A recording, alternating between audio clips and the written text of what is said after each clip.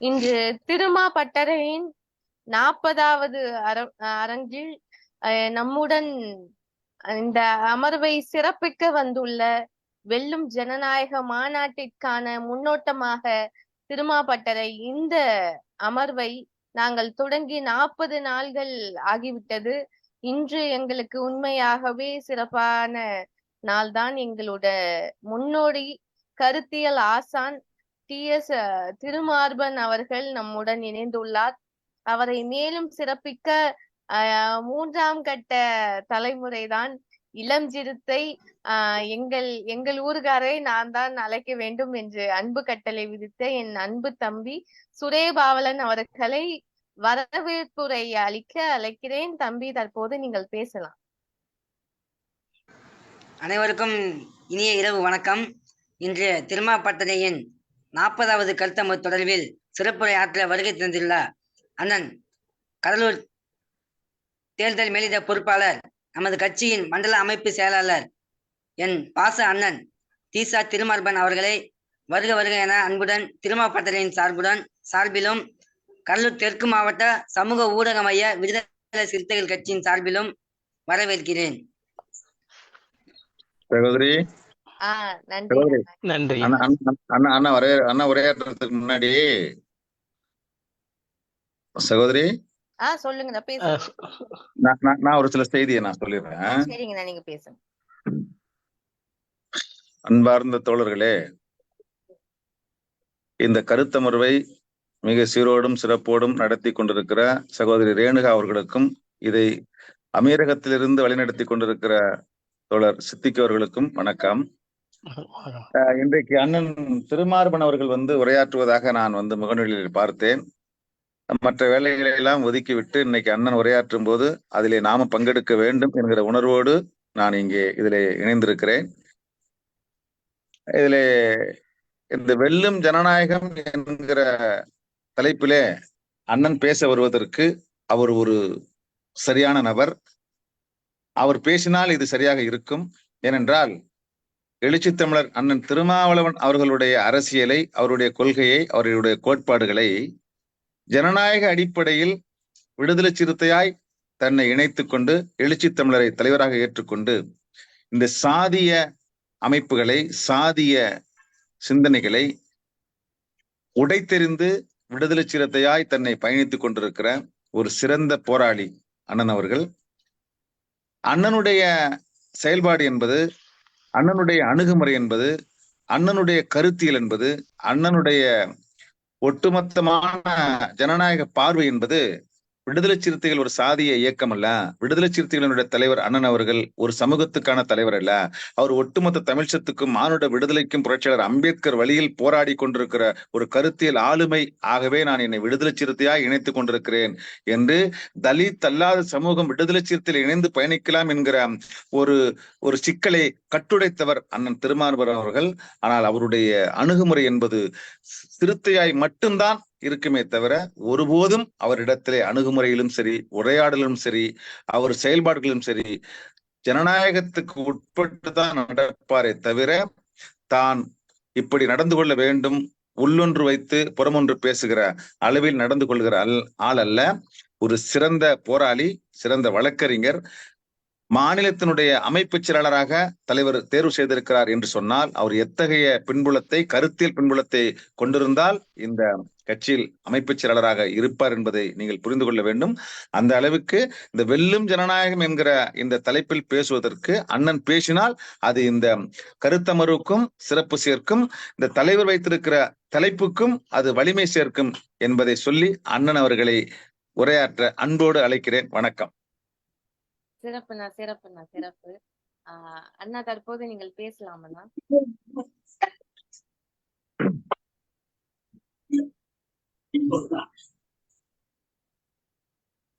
திருமா பட்டறை சார்பில் வெல்லும் ஜனநாயகம் என்கின்ற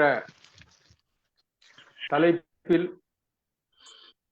இன்னும் குறிப்பாக சொல்ல போனால் விடுதலை சிறுத்தைகள் கட்சியினுடைய தலைவர் அண்ணன் எழுச்சி தமிழர் அவர்கள் அறிவித்திருக்கின்ற இதே தலைப்பிலே வெல்லும் ஜனநாயகம் என்கின்ற தலைப்பிலே டிசம்பர் 23ஆம் தேதி திருச்சியில் நடைபெற இருக்கின்ற மாநாட்டுக்கான ஆயத்த பணிகளை, அது குறித்த ஒரு விழிப்புணர்வை, இன்னும் சொல்ல போனால் மக்களை உற்சாகப்படுத்துகின்ற, ஊக்கப்படுத்துகின்ற, அவர்களை அணியமாக்குகின்ற ஒரு செயலில் அந்த நோக்கத்தோடு வெல்லும் ஜனநாயகம் என்கின்ற தலைப்பிலே பல்வேறு ஆளுமைகளை அழைத்து இந்த வார்த்தைகளுக்கான, இந்த மாநாட்டிற்கான தேவை, அதனுடைய முக்கியத்துவத்தை குறித்து பேசுவதற்காக அவர்களை எல்லாம் ஒருங்கிணைத்து ஒரு மிக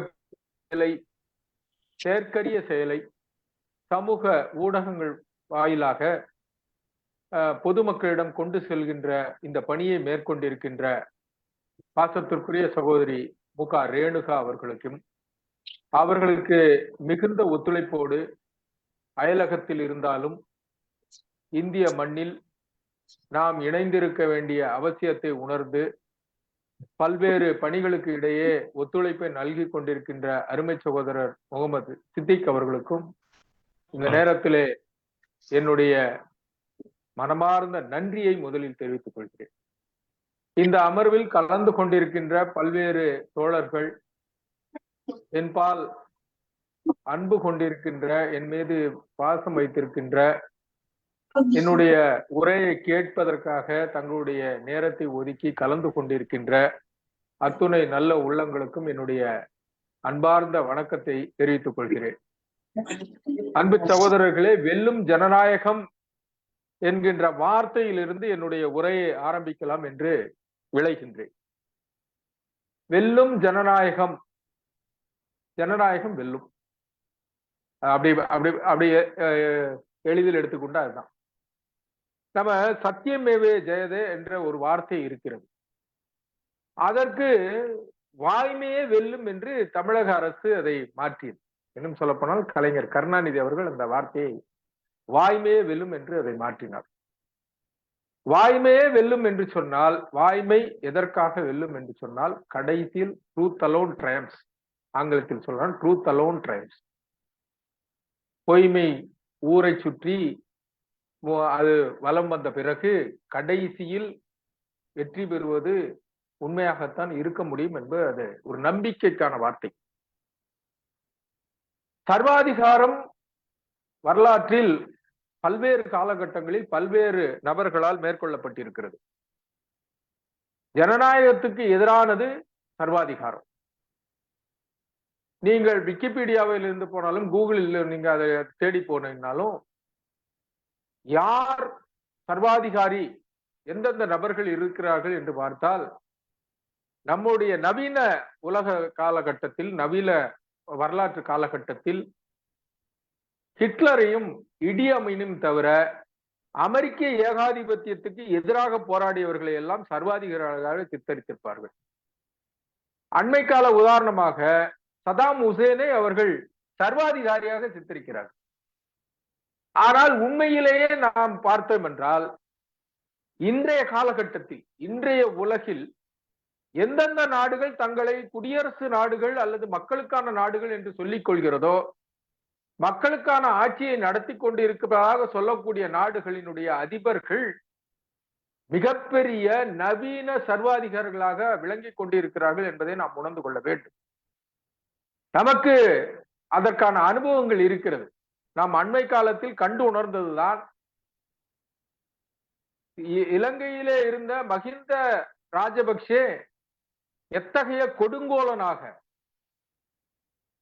வரலாற்றில் மிகப்பெரிய இன அழிப்பை செய்த ஒரு அதிபராக, ஆனால் மக்களாட்சியை செய்து கொண்டிருப்பவராக தன்னை படம் பிடித்துக் கொண்ட, சித்தரித்துக் கொண்ட ஒரு நபராக நாம் மஹிந்த ராஜபக்சே அண்மை காலத்தில் பார்த்தோம். ஈழ தமிழ் மக்களை கொன்றொழிப்பதில் அவர்கள் செய்த வேலை ஒரு மிகப்பெரிய கொடுங்கோலனான சர்வாதிகாரியினுடைய செயலுக்கு சற்றும் குறைந்ததல்ல. அமெரிக்க ஏகாதிபத்தியம் இன்றைக்கு பாலஸ்தீனத்தின் மீது போர் தொடுப்பதற்கு இஸ்ரேலுக்கு கூட இருப்பது, இணையாக இருப்பது, துணையாக இருப்பதும் ஒரு சர்வாதிகார போக்கு என்பதை நாம் உணர்ந்து கொள்ள வேண்டும். இஸ்ரேலும் பாலஸ்தீனியத்தினுடைய பிரச்சனையும் வரலாற்று தரவுகளின் அடிப்படையிலே பாலஸ்தீன மக்களுக்கான அந்த உரிமைகள், அவர்களுடைய கோரிக்கையில் உள்ள நியாயத்தை பற்றி எதையுமே பேசாமல் அதை இருட்டடிப்பு செய்து அதை மறைத்து இன்றைக்கு இஸ்ரேல் மட்டுமே நியாயமான ஒரு பகுதியாக ஒரு நாடாக இருப்பதை போன்று சித்தரிப்பதில் அமெரிக்க ஏகாதிபத்தியம் ஒரு கொடுங்கோன்மையை, சர்வாதிகாரத்தை இன்றைக்கு திணித்துக் கொண்டிருப்பதை நாம் உணர்ந்து கொள்ள வேண்டும். ஆனால் உலகத்தின் மிகப்பெரிய ஜனநாயக நாடு என்று தன்னை பிரகடனப்படுத்திக் கொள்கிறார். இன்னும் சொல்ல போனால் பெருமைப்படுத்திக் கொண்டிருக்கின்ற ஒரு நாடாக அமெரிக்கா இருக்கிறது. அப்படியே இந்தியாவுக்கு வந்து பாருங்க. இந்தியாவினுடைய ஆட்சி முறை என்பது கூட்டாட்சி தத்துவம். கூட்டாட்சி என்று சொன்னாலே 2 அல்லது 2க்கு மேற்பட்ட ஒரு ஆட்சி அமைப்பு முறை இருக்கிறது என்பதுதான் அதனுடைய அர்த்தமாக இருக்க முடியும். 2 அல்லது 2க்கு மேற்பட்ட ஆட்சி அமைப்பு முறை இருக்கிறது என்றால் அவைகள் இணைந்து, அந்த ஆட்சி முறைகள் இணைந்து ஒரு செயல்பாட்டை, ஒரு அரசை, ஒரு நிர்வாகத்தை கட்டமைக்கிறது என்று சொன்னால் அதுதான் கூட்டாட்சி என்று கருத முடியும். இந்தியாவினுடைய அந்த கூட்டாட்சி முறை, பெடரலிசம் என்று சொல்லக்கூடிய கூட்டாட்சி முறையை இந்திய அரசியல் அமைப்பு வகுக்கிறது, அதை வரையறைப்படுத்துகிறது, அதை கட்டுப்படுத்துகிறது, அதை விதிக்கிறது. ஆனால் இன்றைக்கு அதனுடைய நிலை என்னவாக இருக்கிறது என்பதை நாம் கண்டுணர வேண்டும்.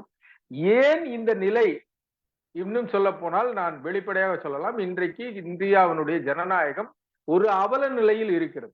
இந்த அவல நிலை ஏன் ஏற்பட்டு இருக்கிறது? இந்த அவல நிலையை ஏற்படுத்தி இருப்பவர்களுடைய நோக்கம் என்ன? ஏன் ஜனநாயகம் வெல்லும் என்று நாம் சொல்ல வேண்டிய, உரத்து ஒலிக்க வேண்டிய, நம்முடைய குரல்களை உயர்த்த வேண்டிய கட்டாயத்தில் இருக்கிறோம், தேவை இருக்கிறது என்பதை பற்றி நாம் இந்த நேரத்திலே உணர்ந்து கொள்ள வேண்டும். எனக்கு முன்னர் மிகப்பெரிய ஆளுமைகள், நம்முடைய இயக்கத்தினுடைய சிறந்த சிந்தனையாளர்கள் இங்கே உரையாற்றி இருக்கிறார்கள்.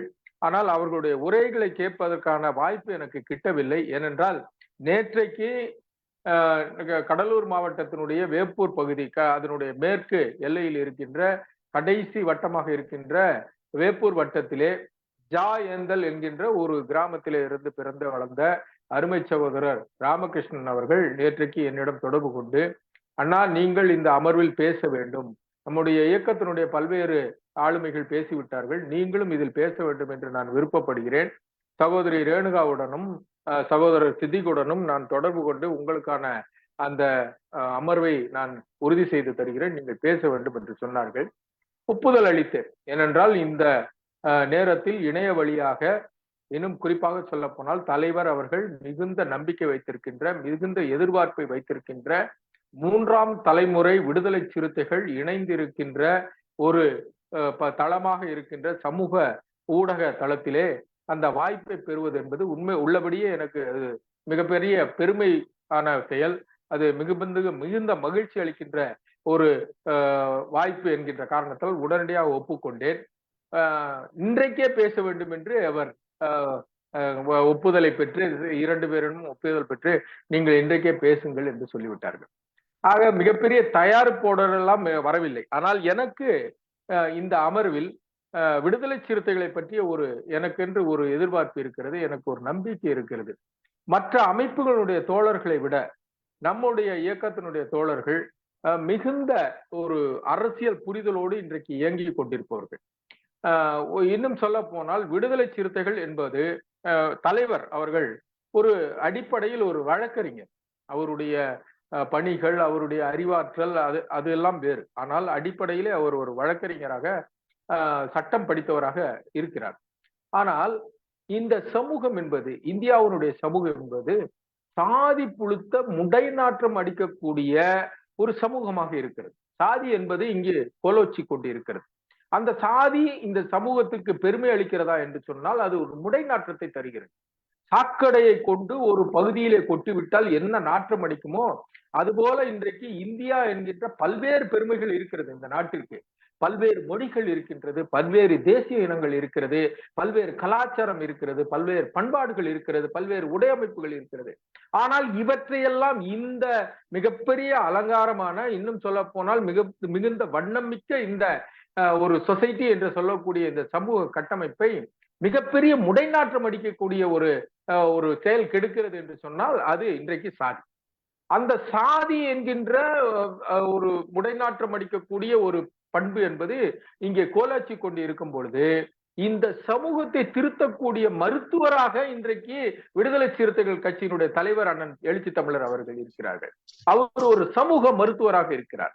அதே வேளையிலே அவர் வழக்கறிஞராக இந்த மக்களுக்கான உரிமைகளை போராடி பெறக்கூடிய, அதற்காக வாதாடக்கூடிய ஒரு மனிதராகவும் இருக்கின்ற காரணத்தினால் விடுதலை சிறுத்தைகள் இன்றைக்கு தங்கள் அளவில் அவர்கள் சட்டம் பயின்றிருந்தாலும் பயிற்சி பெறாவிட்டாலும் அவர்களுடைய அறிவாற்றல் என்பது சமூக தளங்களில், இன்னும் சொன்னால் சமூக கட்டமைப்பில் உரிமைகளுக்கான வாதாடக்கூடிய போர் வீரர்களாக, சட்ட வல்லுநர்களாக, இன்னும் சொல்ல போனால் சமூக வழக்கறிஞர்களாக அவர்கள் விளங்கி கொண்டிருக்கிறார்கள். அத்தகைய ஒரு நபர்கள் கூடியிருக்கின்ற ஒரு கூட்டத்திலே நான் அவர்களிடம் தைரியமாக சட்டம் குறித்த விளக்கங்களோடு அல்லது சட்டம் அரசியல் அமைப்பு சொல்லக்கூடிய அம்சங்களோடு இந்த உரையை அமைத்துக் கொள்வது என்பது வருங்காலத்தில் அவர்களுக்கு மிகப்பெரிய அளவிலே பயனுள்ளதாக இருக்கும். அரசியலாக பேசாமல் அரசியல் அமைப்பின் அடிப்படையிலே பேசுவது என்பது சரியாக இருக்கும் என்று நான் இன்றைக்கு காலையில் இருந்து அந்த எண்ணத்திலே இருக்கிறேன். ஆகவே என்னுடைய உரையை அரசியல் அமைப்பினுடைய பக்கத்திலிருந்து வெல்லும் ஜனநாயகம் என்கின்ற தலைப்பில் அதை ஒட்டி பேசுவது என்பது உசிதமாக இருக்கும், அது சரியாக இருக்கும் என்று கருதுகிறேன். அருமை தோழர்களே, அரசியல் அமைப்பு என்பது மிகப்பெரிய இந்திய அரசியல் அமைப்பை புரட்சியாளர் அம்பேத்கர் அவர்கள் அவருடைய வார்த்தைகளில் சொல்ல வேண்டும் என்று சொன்னால் தன்னுடைய வாழ்நாளை படயம் வைத்து, தன்னுடைய விலா எலும்பை எடுத்து வைத்து இந்த மக்களுக்கான உரிமைகளை பெற்று தந்திருக்கிறேன் என்று அவர் சொல்லியிருக்கிறார். அத்தகைய மிகப்பெரிய வாழ்நாளை படயம் வைக்கின்ற அளவுக்கு தன்னுடைய வேதனைகளை சுமந்து சற்றேறக்குறைய 1947 ஆகஸ்ட் 15 விடுதலை பெற்ற இந்த நாட்டிற்கு 1950 ஜனவரி 26 இந்த அரசியல் அமைப்பை தந்தவர் புரட்சியாளர் அம்பேத்கர் அவர்கள். ஒற்றை மனிதராக ஒரு குழு நிர்ணயிக்கப்பட்டது. ஆனால் அந்த குழுவில் இருந்த அத்தனை பேரும் விலகிக் கொள்கின்ற சூழ்நிலையில் ஒற்றை மனிதராக அத்துணை பிரிவுகளையும் அத்துணை அந்த ஆர்டிக்கிள் என்று சொல்லக்கூடிய உறுப்புகளையும் அவர் உருவாக்கி அதற்கு பார்ப்பன ஆதரவாளர்கள், இன்னும் சொல்ல போனால் சமூகத்திலே சமநிலைமையை விரும்பாத அன்றைக்கு இருந்தவர்களுடைய எதிர்ப்புகளை எல்லாம் மிகப்பெரிய அளவில் தன்னுடைய அறிவாற்றலின் மூலமாக அதையெல்லாம் புறம் தள்ளி அதை வெற்றி கொண்டு இந்த அரசியல் அமைப்பை நமக்கு படைத்து தந்திருக்கிறார். அரசியல் அமைப்பினுடைய மிக முக்கியமான பாகம் என்று சொல்லக்கூடிய அது எந்த உறுப்பு முக்கியம் என்று சொன்னால், எந்த பகுதி முக்கியம் என்று சொன்னால் அதனுடைய முகப்பு என்று சொல்லக்கூடிய பிரியாம்பிள். இந்திய அரசியல் அமைப்பினுடைய முகப்பை பற்றி ஒவ்வொரு குடிமகனும் அறிந்திருக்க வேண்டும். குறிப்பாக விடுதலை சிறுத்தைகள் அதை பற்றிய புரிதலோடு இருக்க வேண்டும். அந்த முகப்பு என்பது, அந்த முகப்புக்கு விரோதமாக இந்தியாவினுடைய எந்த இயந்திரமும், மெஷினரிஸ் என்று சொல்லக்கூடிய அது நீதித்துறையாக இருக்கலாம், அல்லது ஜனாதிபதியாக இருக்கலாம், ஆளுநராக இருக்கலாம், அதாவது எக்ஸிகியூட்டிவ், ஜுடிஷியரி, இன்னும் சொல்ல போனால் அத்தனை அம்சங்களும் இந்தியாவில் இயங்கிக் கொண்டிருக்கின்ற அத்தனை இயந்திரங்களும், அரசு இயந்திரங்களும் அந்த முகப்புக்கு கட்டுப்பட்டது. ஏன் இந்திய அரசியல் அமைப்பின் மற்ற உறுப்புகள் கூட இந்திய அரசியல் அமைப்பினுடைய முகப்புக்கு கட்டுப்பட்டது. அந்த முகப்பை கடந்து அல்லது முகப்பினுடைய நோக்கங்களுக்கு விரோதமாக எதுவும் நடந்துவிட முடியாது. ஜனாதிபதியும் நடந்துவிட முடியாது, உச்ச நீதிமன்றத்தினுடைய தலைமை நீதிபதி கூட நடந்துவிட முடியாது. ஆக முகப்பு என்பது இந்தியாவினுடைய அத்துணை செயல்பாடுகளையும் கட்டுப்படுத்தக்கூடிய உச்சபட்ச அதிகாரம் பெற்ற அமைப்பு என்பதை நாம் உணர்ந்து கொள்ள வேண்டும். எத்தனை பேரை சொல்லிட்டு இருக்காங்க, நான் பிரைம் மினிஸ்டர் தான் பெரிய ஆளுன்னு சொல்லிட்டு இருக்கிறாங்க, ஜனாதிபதி தான் பெரியவர்னு சொல்லிட்டு இருக்கிறாங்க, முப்படைகளுடைய ஒன்றிணைந்த தளபதியை இன்றைக்கு உருவாக்கி இருக்கிறார்கள், அதுதான் பெரிய பதவி என்று சொல்லிக் கொண்டிருக்கிறார்கள். ஆளுநர் தன்னைத்தானே பெரியவர் என்று நினைத்து கொண்டிருக்கிறார். எப்படி 16 வயதுல படத்துல சப்பானி சொல்லுவான் இல்லையா, யாரு என்ன கோபாலகிருஷ்ணன், நான் தான் சொல்லிட்டு இருக்கிறேன், எல்லாரும் என்ன சப்பாடி தான் கூப்பிடுறாங்கன்ற மாதிரி கோபாலகிருஷ்ணன் தன்னைத்தானே சொல்லிக் கொண்டிருப்பவர் தான் இன்றைக்கு ஆளுநராக இருப்பவர். அவர் தன்னைத்தானே மிகப்பெரிய அதிகாரம் படைத்தவராக தான் மிகப்பெரிய அறிவாளி என்பதை போல நினைத்து கொண்டிருக்கிறார். ஆனால் அவருடைய அறிவாற்றலும் அவருடைய செயல்பாடுகளும் அரசியல் அமைப்புக்கு விரோதமாக இருக்கிறது. அதையெல்லாம் நாம் பின்னிட்டு காணப்போகிறோம். இத்தகைய சூழ்நிலையில் அரசியல் அமைப்பினுடைய முகப்பு எதை சொல்கிறது என்று சொன்னால், we the people of India, having solemnly resolved to constitute India into a sovereign, socialist, secular, democratic republic என்று சொல்லப்படுது. நாம் நமக்குள்ளே உறுதி பூண்டு இந்திய அரசியல் அமைப்பை எவ்வாறு உருவாக்கிக் கொள்வது என்று சொன்னால், இந்திய நாட்டை ஒரு இறையாண்மை மிக்க சமய சார்பற்ற செக்யூலர் என்று சொல்லக்கூடிய சமய சார்பற்ற சோசியலிஸ்ட், அனைவருக்கும் கிடைக்கக்கூடிய, அனைவருக்கும் அனைத்தும் கிடைக்கக்கூடிய ஒரு நாடாக, சம வாய்ப்பு அளிக்கக்கூடிய நாடாக, டெமோக்ராட்டிக் ரிப்பப்ளிக், குடியரசு நாடாக, ஜனநாயக குடியரசாக உருவாக்கி கொள்வதில் நாம் உறுதி பூண்டு இந்த நாட்டை உருவாக்கி இருக்கிறோம். இந்த உருவாக்கிக்கிட்டு என்ன செய்ய போறோம்? அனைவருக்கும் ஜஸ்டிஸ், நீதி கிடைக்க வேண்டும். என்னென்ன நீதி? எக்கனாமிக்கல் நீதி, சோசியல் நீதி, அதே போல பொலிட்டிக்கல் நீதி. பொலிட்டிக்கலாக அனைவருக்கும் உண்டு, அரசியல் அனைவருக்கும் அரசியலில் வாய்ப்பு, அந்த நீதி கிடைக்க வேண்டும், அரசியல் நீதி கிடைக்க வேண்டும். அதே போல அவர்களுக்கு பொருளாதார நீதி கிடைக்க வேண்டும். நீதி என்கின்ற வார்த்தையை ஏன் பொருளாதாரத்தில் பொருத்தி இருப்பார் என்பதை நீங்கள் இன்னும் ஆழமாக பேசலாம். ஆனால் இந்த அமர்விலே அதை பேச முடியாது. நீதிக்கும் பொருளாதாரத்துக்கும் என்ன இருக்கிறது? அதில் ஒரு நீதி இருக்கிறது. ஒரு சின்ன வெளிப்பாடாக ஒன்று சொல்லலாம். இந்த நேரத்தில் புரிதலுக்காக சொல்லுவீர்கள். பொருளாதார நீதி என்றால் அனைவருக்கும் பொருளாதாரம் கிடைக்க வேண்டும். அதை மறுத்தால் அது அநீதி. அப்போ அந்த பொருளாதாரம்னா ஒரு நம்ம சமீபத்துல நீங்க பாத்தீங்கன்னா ஒரு குளத்தை குத்தகைக்கு விடுவாங்க கிராமத்துல. ஆனால் அதை எசிக்கு கிடைக்க கூடாது, தாழ்த்தப்பட்டவன் அந்த ஏலத்தில் கலந்து கொள்ளக்கூடாது, அவனுக்கு அந்த பொருளாதாரம், அதில் கிடைக்கின்ற லாபம் கிடைத்துவிடக் கூடாது என்று மறுக்கக்கூடிய அந்த செயல்பாடுகளை நாம் அநீதி என்று சொல்கிறோம். ஆக பொருளாதாரமான நீதியும் கிடைக்க வேண்டும் என்பதை அவர் சொல்லியிருக்கிறார். ஒவ்வொரு வார்த்தைக்கும் பின்னால் மிகப்பெரிய சமூக கண்ணோட்டம் இருக்கிறது. ஒவ்வொரு வார்த்தைக்கு பின்னாலும் தொலைநோக்கு பார்வை இருக்கிறது. புரட்சியாளர் அம்பேத்கர் அமைத்திருக்கின்ற ஒவ்வொரு வார்த்தை குறித்தும் பல மணி நேரம் பேசலாம். அரசியல் அமைப்பிலுடைய புரட்சியாளர் அம்பேத்கருடைய அந்த வார்த்தைகள், அவர்கள் உருவாக்கி இருக்கின்ற அந்த உருவுகளை பற்றி பேச வேண்டும் என்று சொன்னால் மணிக்கணக்கிலே பேசிக் கொண்டிருக்கலாம். புரட்சியாளர் அம்பேத்கருடைய அறிவாற்றல் எத்தகைய பறந்துபட்டது, அதை காண முடியாத அளவிற்கு இருக்கிறது என்று சொன்னால், அதை நாம் உணர்ந்து கொள்ள வேண்டும் என்று சொன்னால் அம்பேத்கருடைய வார்த்தைகளை ஒவ்வொன்றையும் ஆழ அலசி பார்க்க வேண்டியது. ஆகவே அந்த சோசியல் ஜஸ்டிஸ், சோசியல் ஜஸ்டிஸ் என்று சொல்லக்கூடிய வார்த்தை சமூக நீதி. சமூகத்தில் நீதி கிடைக்க வேண்டும், அதே போல அரசியலில் நீதி கிடைக்க வேண்டும், அதே போல பொருளாதாரத்தில் நீதி கிடைக்கும். லிபர்ட்டி, அவர்களுக்கான லிபர்ட்டி என்று சொல்லக்கூடிய அந்த பங்களிப்பு, விடுதலை என்று சொல்லக்கூடிய, அவர்களுக்கான கடவுளை வணங்கக்கூடிய, தங்களுடைய வார்த்தைகளை பேசக்கூடிய, நான் எதன் மீது நம்பிக்கை வைக்கக்கூடியும் என்று சொல்லக்கூடிய அந்த லிபர்ட்டி என்று சொல்லக்கூடிய அந்த விடுதலை கிடைக்க வேண்டும். அத்தகைய உரிமைகள் அவர்களுக்கு இருக்க வேண்டும் என்று சொல்கிறார். அதே போல சகோதரத்துவம், அந்த சகோதரத்துவம் அனைவரையும் சமமாக பாவிக்கின்ற அந்த நிலையை உருவாக்குகின்ற வண்ணம் ஃப்ரெட்டர்னிட்டி என்று சொல்லக்கூடிய சகோதரத்துவம், ஈக்குவாலிட்டி, அனைவருக்கும் சம வாய்ப்பு, இது எல்லாம் முகப்பில் இருக்கிறது. இதை உருவாக்குவதற்கு நமக்கு நாமே உருவாக்கி கொண்ட இந்த அரசியல் அமைப்பை நாம் இன்றைக்கு அளித்திருக்கிறோம் என்று அரசியல் நிர்ணய சபையில் நவம்பர் 25, 1949 கடைசி பேச்சை, அவருடைய உரையை ஆற்றி இந்த அரசியல் அமைப்பை, சாசனத்தை முழுமைப்படுத்தி அரசியல் நிர்ணய சபையில் அவர் வைத்தார். அப்பொழுது அவர் இந்த அரசியல் நிர்ணய சபையில் இன்றைக்கு வைக்கின்ற இந்த அரசியல் சாசனம் என்பது இன்னும் 60 நாட்களில் அமலுக்கு வரும். இது அமலுக்கு வருகின்ற நாளில் இந்தியா ஒரு குடியரசு நாடாக விளங்கும், திகழும் என்று சொன்னார். நான் இந்த காலகட்டத்தில் இருந்து இந்த உரையை ஆரம்பிப்பது சரியாக இருக்கும் என்று எண்ணுகிறேன்.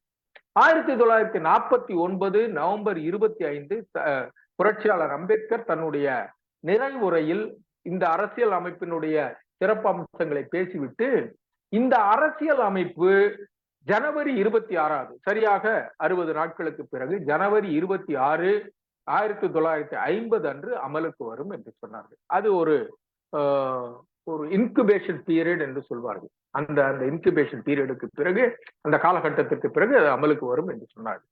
இந்த இடைப்பட்ட காலத்தில் எந்த விதமான இந்தியாவுடைய எந்த விதத்தில் அது விளங்கப் போகிறது, அதுக்கு மத சார்பான நாடாக இருக்கிறதா இல்லை என்பதையெல்லாம் முற்றுப்புள்ளி வைத்து அரசியல் நிர்ணய சபையில் அரசியல் சாசனத்தை இது மதச்சார்பற்ற நாடு என்று முடித்து. ஆனால் இந்த இந்த நான் சொன்ன ஏற்கனவே சொன்ன sovereign socialist secular democratic republic என்கிறதில் சோசியலிசமும் செக்யூலரமும் அன்றைக்கு கிடையாது. ஆனால் அரசியல் அமைப்பின் அத்தனை அம்சங்களும் அதை வலியுறுத்தியது. ஆனால் பின்னிட்டு இது மதச்சார்பற்ற நாடாக இருக்க வேண்டும் என்று, இன்னும் சொல்ல போனால் அனைவருக்குமான செக்யூலர் என்று சொல்லக்கூடிய அதே போல சோசியலிஸ்ட் நாடாக இருக்க வேண்டும் என்று 1971 இந்திரா காந்தி அவர்களுடைய ஆட்சி காலத்திலே அந்த வார்த்தைகளை இந்திய அரசியல் அமைப்பின் உட்பகுதியில் கொண்டு வந்தார்கள். இதற்கு பிறகு இதிலே ஒரு சுவாரஸ்யமான ஒரு தகவல் இருக்கிறது.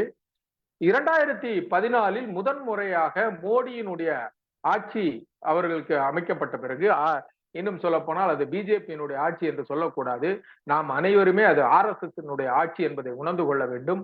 அந்த வார்த்தைகளை நாம் பயன்படுத்த வேண்டும். பொதுவெளிகளிலும் கூட இதை RSS ஆட்சி என்றுதான் நாம் சொல்ல வேண்டும். ஏனென்றால் அவர்கள் அமல்படுத்திக் கொண்டிருக்கின்ற அத்தனையும் RSS செயல் திட்டங்களில் ஒன்று ஒன்றாக அவர்கள் அமல்படுத்திக் கொண்டிருக்கிறார்கள். அயோத்தியிலே ராமர் கோயில் பாபர் மசூதியை இடிப்பதாக இருந்தாலும் சரி, அதிலே அயோத்தி கோயிலை கட்டுவது என்று சொன்னாலும் சரி, நீதித்துறையை கட்டுப்பாட்டில் வைத்துக் கொள்வது என்று சொன்னாலும் சரி, காஷ்மீரினுடைய சிறப்பு அந்த அந்தஸ்தை ரத்து செய்வது என்றாலும் சரி, ரிசர்வ் வங்கியினுடைய பணத்தை மதிப்பிழப்பு செய்வது என்றாலும் சரி, ராஜ்யசபா என்கின்ற அமைப்பை பற்றி அக்கறை கொள்ளாமல் நடவடிக்கை எடுப்பது என்றாலும் சரி, ஜனாதிபதியை வெளியிலே நிற்க வைப்பது என்றாலும் சரி, ஜனாதிபதியை புதிய பாராளுமன்ற கட்டிடத்திற்கு அழைக்காமலே அவமதிப்பது என்றாலும் சரி, அத்தனையும் அவர்கள் இன்றைக்கு அரசியலுக்கு விரோதமாக செய்து கொண்டிருக்கிறார்கள். இந்த மோடியினுடைய ஆட்சி, RSS ஆட்சி அமைந்த பிறகு 2014 ஒரு பொது விளம்பரம், இந்திய அரசியல் அமைப்பினுடைய முகப்பு என்பது இந்தியாவில் இருக்கின்ற அத்தனை தினசரிகளிலும் இந்திய அரசினுடைய செலவில், மிகப்பெரிய பொருட்செலவில், ஏனென்றால் ஒரு பக்க விளம்பரம் என்பது இந்து பத்திரிகையில் மட்டுமே பல ஆயிரக்கணக்கான ரூபாய்க்கு அது கட்டணம் வசூலிக்கப்படுகிறது. அந்த வகையிலே இந்தியாவில் இருக்கின்ற அத்தனை தினசரிகளிலும் இந்திய அரசியல் அமைப்பை பற்றி ஒரு விளம்பரத்தை வெளியிட்டார்கள். எது? இந்திய அரசாங்கம் வெளியிட்டது. அதிலே இந்திய அரசுடைய முகப்பை பற்றி, we the people of India having solemnly resolved to constitute India into a sovereign democratic republic, socialist என்ற வார்த்தையும் செக்யூலர் என்ற வார்த்தையும் திட்டமிட்டு தவிர்க்கப்பட்டது. இது ஒரு மிகப்பெரிய அரசியல் சாசன விரோத போக்கு. இன்னும் சொல்ல போனால் தேச விரோத செயல். இந்த தேச விரோத செயலை மற்றவர்கள் கண்டுணர்ந்து அதை மிக கடுமையாக வன்மையாக கண்டித்த பிறகு இந்திய அரசாங்கம் அது தவறுதலாக நடந்து விட்டது என்று, ஏதோ போகிற போக்கில் நடந்தது போல, ஏதோ ஒரு குப்பை தொட்டியிலே நாய்க்குட்டியை தூக்கி போட்டு விட்டாரு போன்ற, அது தவறாக நடந்து விட்டது, அதை எடுத்து வெளியிலே விட்டு விட்டோம் என்கின்ற அளவிலே அதுக்கு அந்த விளக்கத்தை தந்தார்கள். ஆக இத்தகைய ஒரு மோசடியான செயலை அன்றைக்கு அவர்கள் வெளிப்படுத்தியதன் மூலம் அவர்களுடைய ஆட்சி எதை நோக்கி செல்கிறது என்பதை அன்றைக்கு அவர்கள் உணர்த்தினார்கள். நாம் உணர்ந்து கொண்டோமோ இல்லையோ, அவர்களுக்கான ஆட்கள் அதை உணர்ந்து கொண்டார்கள். ஆகா, நமக்கான ஆட்சி வந்துவிட்டது என்பதை அவர்கள் அன்றைக்கு உணர்ந்து கொண்டார்கள். அதற்கு பிறகு ஆஸ்திரேலியாவில் இருந்த பார்ப்பனர்கள், அமெரிக்காவில் இருந்த பார்ப்பனர்கள் என்பதெல்லாம் திரும்பவும் இன்றைக்கு இந்தியாவுக்கு வருகின்ற போக்கை அவர்கள் கையாள ஆரம்பித்திருக்கிறார்கள். ஏனென்றால் இன்றைக்கு மனுநீதி மீண்டும் இங்கே கோலோச்சக்கூடிய வாய்ப்பு ஏற்பட்டு இருக்கிறது. ஆகவே நம்முடைய ஆட்சிக்கு நாம் பக்கபலமாக இருக்க வேண்டும் என்பதற்காக இன்றைக்கு மிகப்பெரிய அளவிலே சம்பாதித்துக் கொண்டிருந்தவர்கள் எல்லாம் மீண்டும் இங்கே இந்தியாவை நோக்கி படையெடுக்க ஆரம்பித்திருக்கிறார்கள். இது ஒரு பக்கம் இருந்தாலும், இந்த செக்யூலர் என்று சொல்லக்கூடிய மதச்சார்பற்றம் என்று சொல்லக்கூடிய அந்த செயலை திட்டமிட்டு அவர்கள் மறுப்பதற்கான காரணம், இந்திய அரசியல் அமைப்பு அது நீக்கம் செய்யப்பட்டு விட்டால், அதிலிருந்து அவர்கள் விலகிவிட்டால் என்ன ஏற்படும் என்பதை நாம் உணர்ந்து கொள்ள வேண்டும். இந்த அரசியல் அமைப்புக்கு விரோதமாக இவர்கள் செயல்பட அண்ணா அன்மியூட்ல மியூட்ல இருக்கு. நான் மியூட் பண்ணேன்.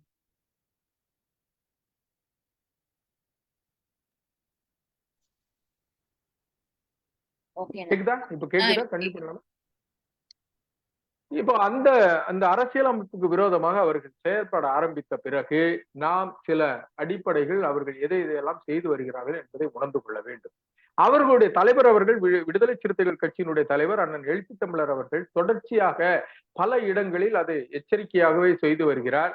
அவர்களுடைய நோக்கம் இஸ்லாமியர்கள் அல்ல, அவர்களுடைய நோக்கம் கிறிஸ்துவர்கள் அல்ல, இன்னும் சொல்ல போனால் இந்துக்களுக்கு மாற்றாக இருக்கக்கூடிய எந்த மதத்தை பற்றியும் அவர்கள் முன்னிறுத்துகிறார்களே தவிர, இஸ்லாமியர்களுக்கு எதிரான வெறுப்புணர்வை அவர்கள் உருவாக்குகின்றார்களே தவிர, கிறிஸ்துவர்களுக்கு எதிரான விருப்புணர்வையும் அந்த செயல்பாடுகளையும் உருவாக்குகின்றார்களே தவிர, அவர்களுடைய உண்மையான நோக்கம் உள்நோக்கம் என்பது அரசியல் அமைப்பை அதை நீர்த்து போக செய்ய வேண்டும். இன்னும் சொல்ல போனால் அரசியல் அமைப்பை செயலிழக்க செய்ய வேண்டும், புதிய அரசியல் அமைப்பை உருவாக்க வேண்டும். அதுதான் அவர்களுடைய நோக்கமாக இருக்கிறது.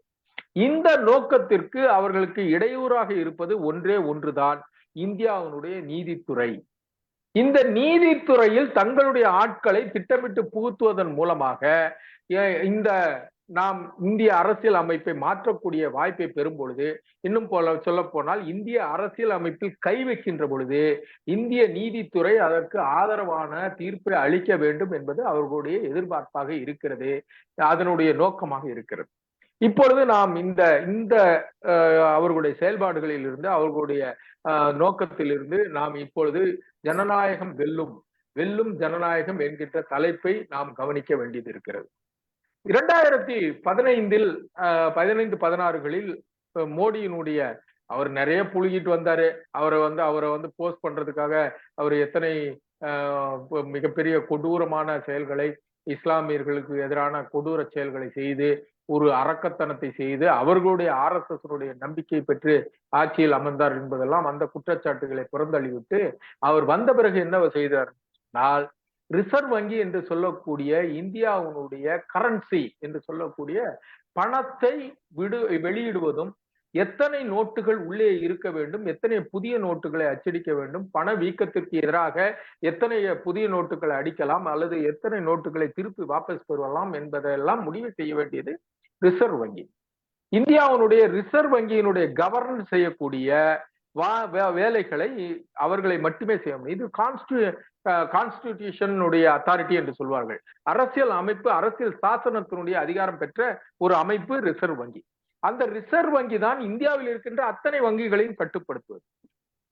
1 ரூபாய் என்று ஒண்ணு இருக்கிறது. இன்றைக்கு இப்பொழுது நாணயம் தான் வந்து கொண்டு இருக்கிறது. ஆனால் ஒரு 10, 20, 30 ஆண்டுகளுக்கு முன்பாக ஒற்றை ரூபாய் வந்து கொண்டிருக்கும். அந்த ரூபாயில் நீங்கள் பாத்தீங்கள் என்றால் அதுல வந்து கவர்னருடைய கையெழுத்து இருக்காது, ரிசர்வ் வங்கியினுடைய கவர்னர் கையெழுத்து இருக்காது.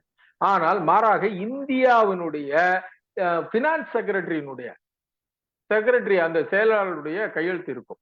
அந்த கையெழுத்து வாங்கிய 1 ரூபாய். இப்ப அந்த 100 ரூபாய், 50 ரூபாய் அல்லது 1 ரூபாய்க்கு மேலான நாணயங்களில் ஒரு வார்த்தை இருக்கும்.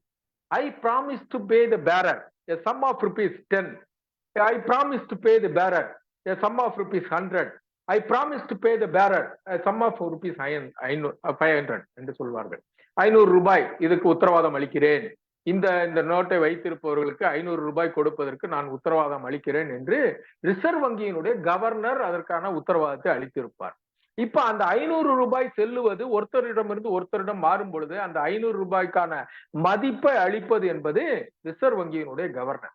ஆனால் நம்முடைய நாட்டினுடைய பிரதமராக தன்னைத்தானே கருதி கொண்டிருக்கின்ற, சர்வாதிகாரி கருதி கொண்டிருக்கின்ற, இந்த நாட்டில் நான் நினைத்தால் யாரும் என்னை கேள்வி கேட்க முடியாது என்று தனக்குத்தானே மகுடம் சூட்டி கொண்டிருக்கின்ற ஒரு மனிதர், மாமனிதராக தன்னைத்தானே கருதி கொண்டிருப்பவர், ஒரு நாள் இரவு எப்படி ரேடியோவிலே ஹிட்லர் வந்து, சர்வாதிகாரியான ஹிட்லர் வந்து இன்றைக்கு நாட்டு மக்களுக்கு உரையாற்ற இருக்கிறேன் என்று சொல்லும் பொழுது நாட்டு மக்களுடைய நெஞ்சங்கள் எல்லாம், ஈரக்குலைகள் எல்லாம் நடுங்கிக் கொண்டு அவருடைய உரையை கேட்க அச்சத்தோடு காத்திருப்பார்களோ, அதை போல 8 மணிக்கு ஒருவர் தொலைக்காட்சியிலே தோன்றி சொன்னார், இன்னும் 4 மணி நேரத்தில் 500 ரூபாய் 1000 ரூபாய் எல்லாம் மதிப்பிழக்கும் என்று சொன்னார்.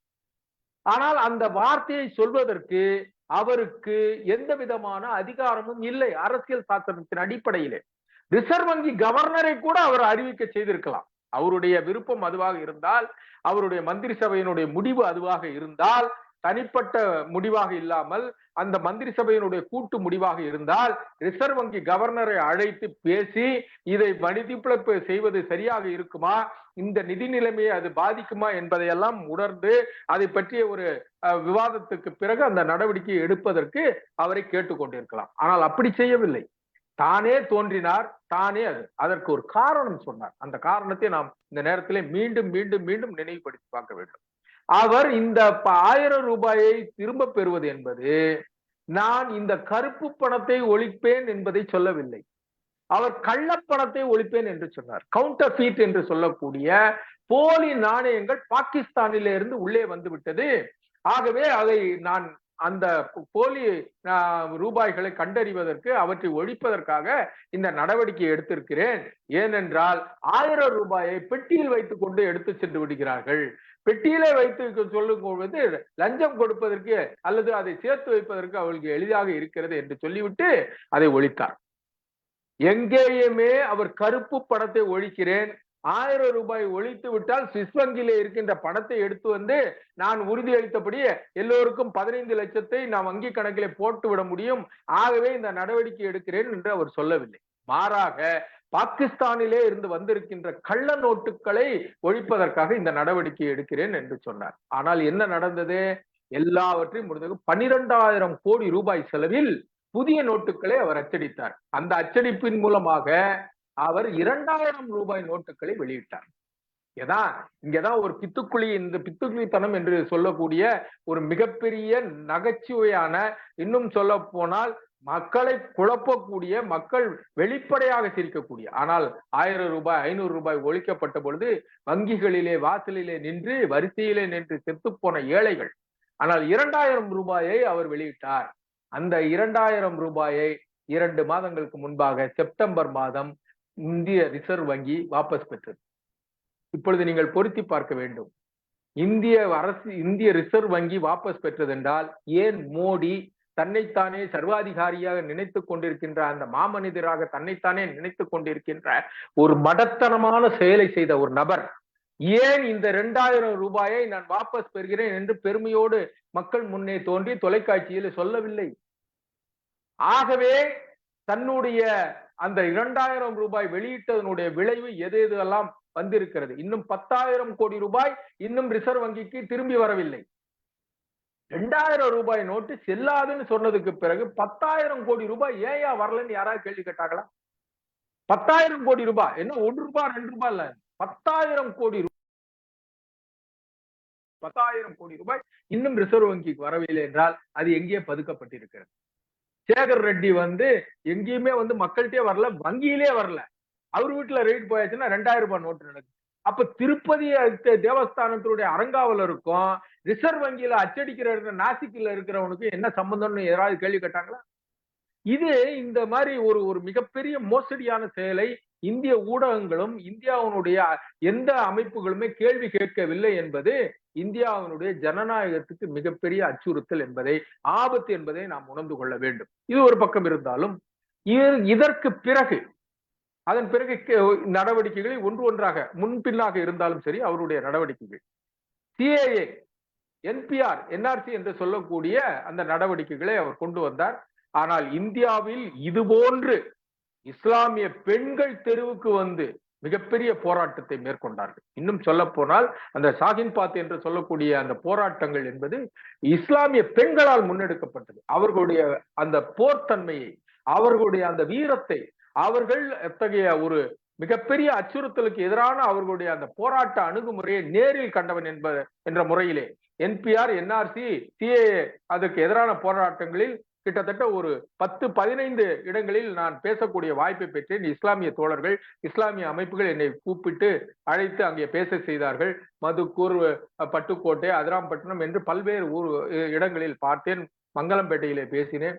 அங்கே பேசும் பொழுதெல்லாம் அந்த இஸ்லாமிய பெண்களுடைய அந்த ஒற்றுமை, அவர்கள் அந்த அநீதிக்கு எதிராக அவர்கள் அதிலே ஒரு குறிப்பிட்ட நாளை குறிப்பிட்டு அதற்கு பிறகு வந்தவர்கள் என்று சொன்னார்கள். இன்னும் குறிப்பாக ஒன்றை சொன்னார்கள், அண்டை நாடுகளிலே இருக்கின்ற இந்துக்கள் அச்சுறுத்தலுக்காக ஆளாகி இருக்கிறார்கள், பாகிஸ்தானிலே இருக்கின்ற இந்துக்கள் ஆளாகி இருக்கிறார்கள், அதே போல ஆப்கானிஸ்தானிலே இருக்கின்ற அந்த இந்துக்கள் அவர்கள் ஆளாகி இருக்கிறார்கள் அச்சுறுத்தலுக்கு. அங்கு இருக்கின்ற மத சார்பான இஸ்லாமிய நாடுகளால், அரசுகளால் அவர்களுக்கு ஆபத்து இருக்கிறது. ஆகவே அவர்களை இந்தியாவுக்கு அழைப்பதற்கான வாய்ப்பை ஏற்படுத்தி கொடுக்கிறோம் என்று சொன்னார்கள். ஆனால் இலங்கையிலே இருக்கின்ற இந்துக்களை இங்கே அழைப்பதற்கான அந்த வாய்ப்பை அவர்களுக்கு அளிக்கவில்லை. இஸ்லாமியர்கள் வரக்கூடாது என்று அவர்கள் தடுத்தார்கள். அதுல ஒரு அடுத்த நாடு என்று சொன்னால், ஆப்கானிஸ்தானில் இருப்பவர்கள் எப்படி பாகிஸ்தானை கடந்து நம்முடைய நாட்டிற்கு வர முடியும்? அப்படி என்றால் அவர்களை எப்படி அண்டை நாடு என்று கருத முடியும் என்று கேள்வி கேட்டால் அதற்கு பதில் இல்லை. ஆப்கானிஸ்தான் நம்முடைய அண்டை நாடு கிடையாது. நம்முடைய அண்டை நாடு பாகிஸ்தான், இந்த பக்கம் ஈழத்திலே இருக்கின்ற சிலோன் என்று சொல்லக்கூடிய இலங்கை. ஆனால் இதையெல்லாம் மறைத்து இந்த வேலையை செய்தார்கள். அதன் பிறகு கடுமையான எதிர்ப்புக்கு பிறகு அது கைவிடப்பட்டது என்பது வேறு விஷயம். காஷ்மீரினுடைய அந்த பிரிப்பு, அந்த சிறப்பு அந்தஸ்து ரத்து செய்கின்ற போக்கிலே அவர் செய்த அந்த குளறுபடிகள், நான் அது சரியா தவறு என்பதெல்லாம் 370 பிரிவு சரியா தவறா, இந்திய அரசு சொன்னால் இந்தியாவுடைய ஒவ்வொரு குடிமகனும் அளித்த உத்தரவின் அடிப்படையிலே காஷ்மீர் இந்தியாவிலே வந்து சேர்ந்தது. அந்த மக்களுக்கு ஒரு உறுதிப்பாடு அளிக்கப்பட்டது. அவர்கள் காஷ்மீர் இந்தியாவினுடைய பகுதியாக இணைந்த பொழுது, நீங்கள் விரும்புகின்ற வரையில் இந்தியாவினுடைய ஒரு பகுதியாக இருக்கலாம், ஆனால் என்றைக்கு பொது வாக்கெடுப்பு என்று சொல்லக்கூடிய ரெஃபரண்டம் என்று சொல்லக்கூடிய அந்த பொது வாக்கெடுப்பு நடத்தப்பட்டு பாகிஸ்தான் இணைவதா, அல்லது நீங்கள் தனி நாடாக இருப்பதா, அல்லது இந்தியாவினுடைய பாகமாக தொடர்ந்து நீடிப்பதா என்பதை மக்கள் முடிவு செய்கின்ற வரையில் அவர்களுக்கு சிறப்பு அந்தஸ்து அளிக்கப்படும் என்பதுதான் அந்த உறுதிமொழி. அந்த உறுதிமொழியின் அடிப்படையில் தான் காஷ்மீர் இந்தியாவினுடைய ஒரு பகுதியாக விளங்கி கொண்டிருந்தது. ஆகவேதான் இந்தியாவில் இருக்கின்ற மற்ற பகுதியில் இருக்கின்ற மக்கள் அந்த பகுதியினுடைய இடத்தை வாங்குவதற்கோ அல்லது அங்கே குடியேறி அவர்களுக்கு சிறப்பு அந்தஸ்து அளிக்க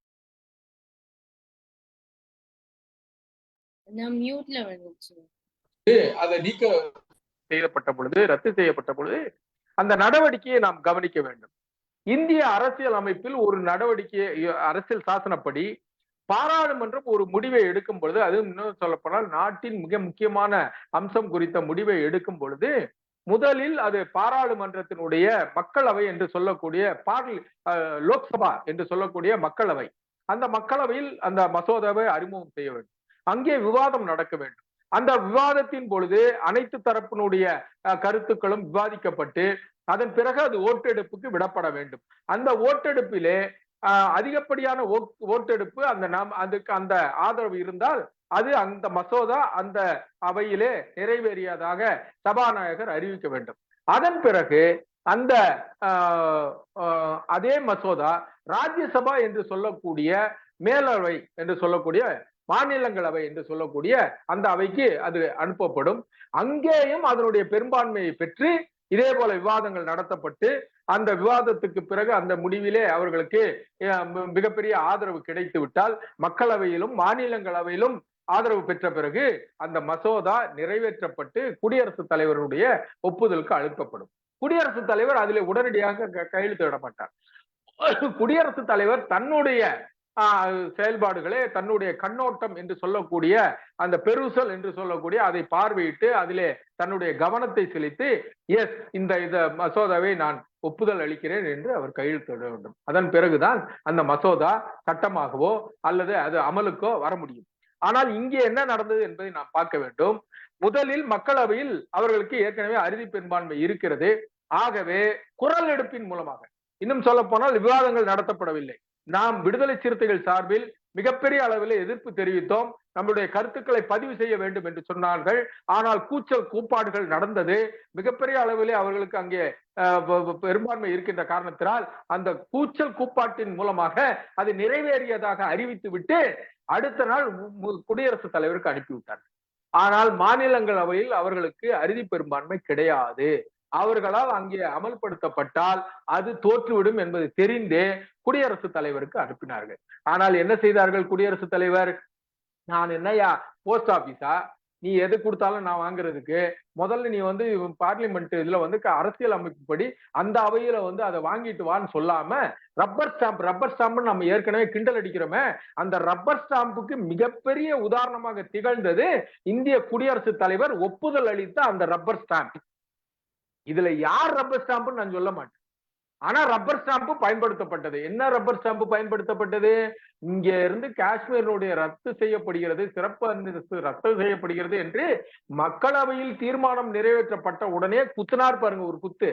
அந்த குத்து தான் இன்றைக்கு இந்திய அரசியல் சாசனத்துக்கு மீதான மிகப்பெரிய தாக்குதல் என்பதை நாம் உணர்ந்து கொள்ள வேண்டும். ஏனென்றால் இந்திய அரசியல் அமைப்பு எத்தகைய விதத்தில் இந்தியாவினுடைய நடவடிக்கைகள் மேற்கொள்ளப்பட வேண்டும், இந்திய மக்களுக்கு எதிரான சட்ட நடவடிக்கைகள் எவ்வாறு மேற்கொள்ளப்பட வேண்டும் என்று ஒரு விதிமுறையை வகுத்து வைத்திருக்கிறதோ அந்த விதிமுறைக்கு எதிராகவே ஒரு மிகப்பெரிய மோசடித்தனமான, இன்னும் சொல்ல போனால் சர்வாதிகாரத்தனமான, ஆணவத்தனமான, அயோக்கியத்தனமான ஒரு நடவடிக்கை செய்து அதற்கு இந்தியாவுடைய குடியரசுத் தலைவர் எனக்கு எந்த விதமான அதிகாரமும் கிடையாது, நான் ஒரு பொம்மை என்கின்ற அளவிலே அதற்கு ஒப்புதல் அளித்தார். இந்த பொம்மையை ஒப்புதல் அளித்த பிறகு மாநிலங்களவையில் அந்த மசோதா நிறைவேறியது என்று மிகப்பெரிய மோசடியை இந்த நாட்டுக்கு செய்தார்கள். அந்த அடிப்படையிலே காஷ்மீருடைய சிறப்பு அந்தஸ்து ரத்து செய்யப்பட்டது. ஆனால் துரதிர்ஷ்டவசமாக இன்று வரை அதை பற்றிய அந்த கேள்விகளை எழுப்பிய வழக்குகள் இன்று வரை தீர்மானிக்கப்படவில்லை. மிகப்பெரிய மோசடித்தனமான செயல்பாடுகளை இன்றைக்கு செய்து கொண்டிருக்கிறார்கள். எந்த வழக்கில் தீர்ப்பு வர வேண்டும், அது எந்த நாளில் வர வேண்டும், எந்த நேரத்தில் வர வேண்டும், எத்தகைய தீர்ப்புகள் வர வேண்டும் என்பதை தீர்மானிக்கின்றார்களோ என்கின்ற ஐயப்பாட்டை நான் தீர்மானிக்கின்றார்கள் என்று சொல்ல முடியாது. ஏனென்றால் நான் அடிப்படையிலே ஒரு வழக்கறிஞராக இருக்கிறேன். ஆகவே நான் சொல்கிறேன், இவ்வாறு தீர்மானிக்கின்றார்களோ என்ற ஐயப்பாட்டை பொதுமக்கள் மத்தியிலே, மக்களுடைய, இன்னும் சொல்ல போனா அறிவார்ந்த சமூகத்தினிடையே இந்த அச்சம் ஏற்பட்டிருக்கிறது. தீர்மானிக்கப்படுகிறதோ ஏன்? இதற்கு நீங்கள் அண்மையிலே ஒரு ஒரு தனிப்பட்ட சமூகம் சேர்ந்த, இன்னும் சொல்ல போனால் முன்னேறிய சமூகம் என்று சொல்ல போனால் அது குறிப்பிட்ட சதவீதமே இருக்கின்ற ஆளும் வர்க்கமாக இருக்கின்ற இந்தியாவினுடைய ஆட்சி அதிகாரத்தை நிர்ணயிக்கக்கூடிய ஒரு பிரிவு. அது எந்த பிரிவு என்பது உங்களுக்கு தெரிந்திருக்கும். மண்டைக்கு பின்னே தன்னுடைய அடையாளத்தை காட்டுகின்ற ஒரு பிரிவு. அந்த பிரிவு கூட்டம் நடத்துகிறது. அதிலே உயர் நீதிமன்றத்தினுடைய நீதிபதி, இன்றைக்கும் பணியில் இருக்கின்ற நீதிபதி, அவருடைய பெயரை சொல்வதற்கு கூட நான் விரும்பவில்லை, அதை சொல்லி அவரை பிரபலப்படுத்த கூட நான் விரும்பவில்லை. அந்த நீதிபதி கைகளை பாருங்கள், இப்படி பேசுகிறார். We have to maintain the biblical culture of India. இதற்கு மேலே நான் வெளியிலே சொல்ல முடியாது. நான் ஏன் சொல்ல முடியாதுன்றதை எப்படி நீ பேசுற? ஒரு சட்ட ரீதியான விஷயத்தை நீ சொல்லலன்னு சொல்லியாச்சுனாலே you are acting unconstitutional, you are acting illegal. You are acting illegally அப்படின்னு சொல்ல பொழுது உங்களால் வெளிப்படையாக அரசியல் சாஸ்திரப்படி சொல்ல முடியாத ஒரு எண்ணத்தை சுமந்து கொண்டிருப்பவர் எப்படி நீதி அரசராக இருக்க முடியும்? இதெல்லாம் எவ்வளவு பெரிய மோசடியான செயல்கள். நான் மக்களுக்கு எதிராகவே நான் ஒரு சித்தாந்தத்தை மேற்கொண்டிருப்பேன், அந்த சித்தாந்தத்தை நான் மக்கள் மீது திணிப்பேன், அரசியல் அமைப்பை பற்றி எனக்கு கவலை இல்லை, நான் வகித்துக் கொண்டு இருக்கின்ற பதவியை பற்றி, அதனுடைய மாண்பை பற்றி எனக்கு கவலை என்று சொன்னால் அது நீதித்துறையினுடைய சீர்கேட்டுக்கு அது வழிவகுக்கும். ஏற்கனவே வழிவகுத்து விட்டது என்பது இன்றைக்கு வெளிப்படையாக இருக்கு. இத்தகைய சூழ்நிலையில் நாம் ஜனநாயகத்தை வெல்ல முடியுமா, அதை வெல்ல வைக்க முடியுமா என்பதை பற்றி யார் சிந்திக்க வேண்டும் என்று சொன்னால், இந்தியாவினுடைய குடியரசு நலனை, இந்தியா என்கின்ற நாட்டினுடைய நலனை, உண்மையான நாட்டின் நலனை பாதுகாக்க வேண்டும் என்ற நோக்கத்திலே செயல்பட்டு கொண்டிருக்கின்ற தேச பக்தர்கள் அதை நாம் அதை அந்த நடவடிக்கையை உறுதி செய்ய வேண்டிய கட்டாயத்தில், கடமையில் இருக்கிறோம். இது ஒரு வரலாற்று கடமை. ஏன் இந்த வரலாற்று கடமை?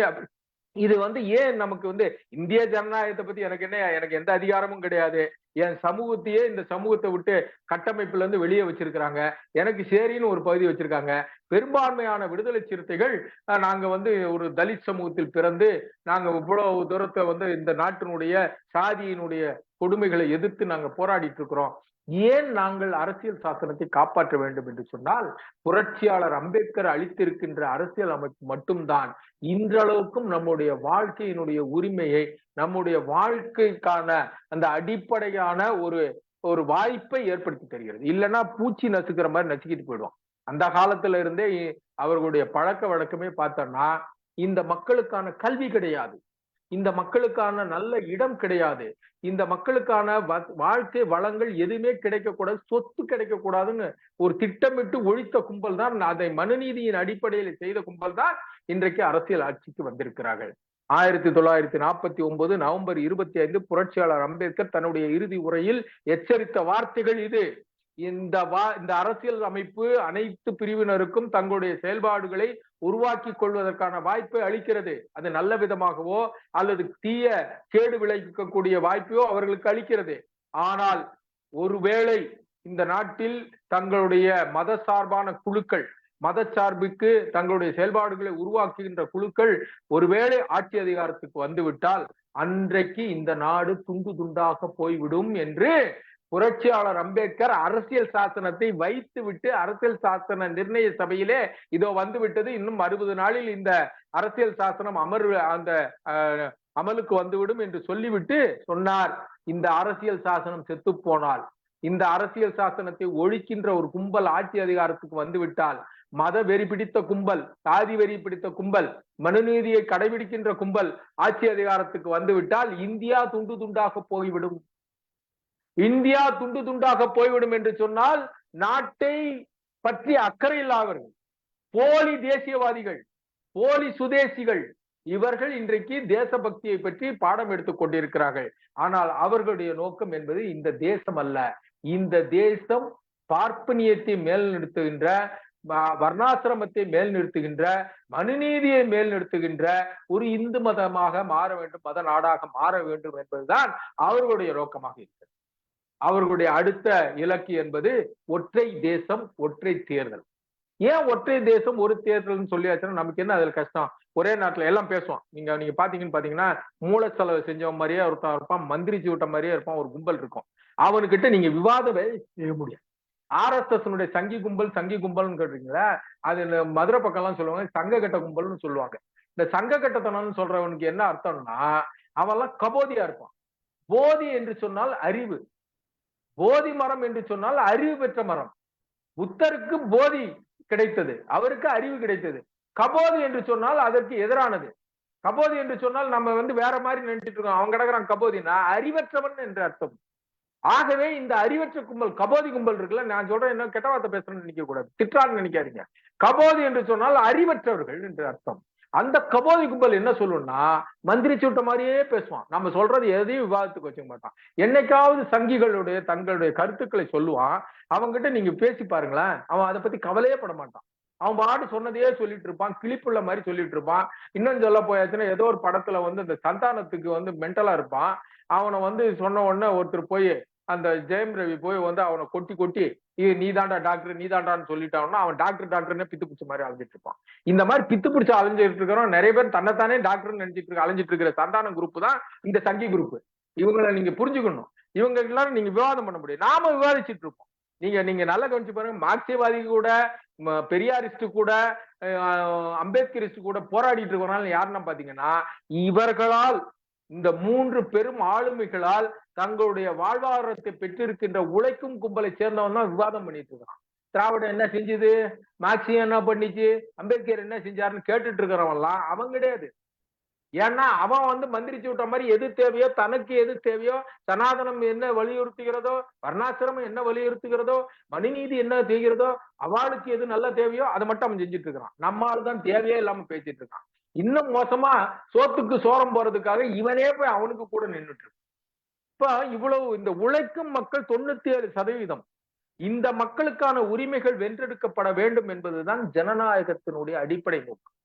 அப்ப அந்த ஜனநாயகம் என்பதுதான் சமூக நீதி, அந்த ஜனநாயகம் என்பதுதான் சமத்துவம், அந்த ஜனநாயகம் என்பதுதான் சம உரிமை, அந்த ஜனநாயகம் என்பதுதான் சமூக நீதி, அந்த ஜனநாயகம் என்பதுதான் மதச்சார்பின்மை, அந்த ஜனநாயகம் என்பதுதான் சகோதரத்துவம்.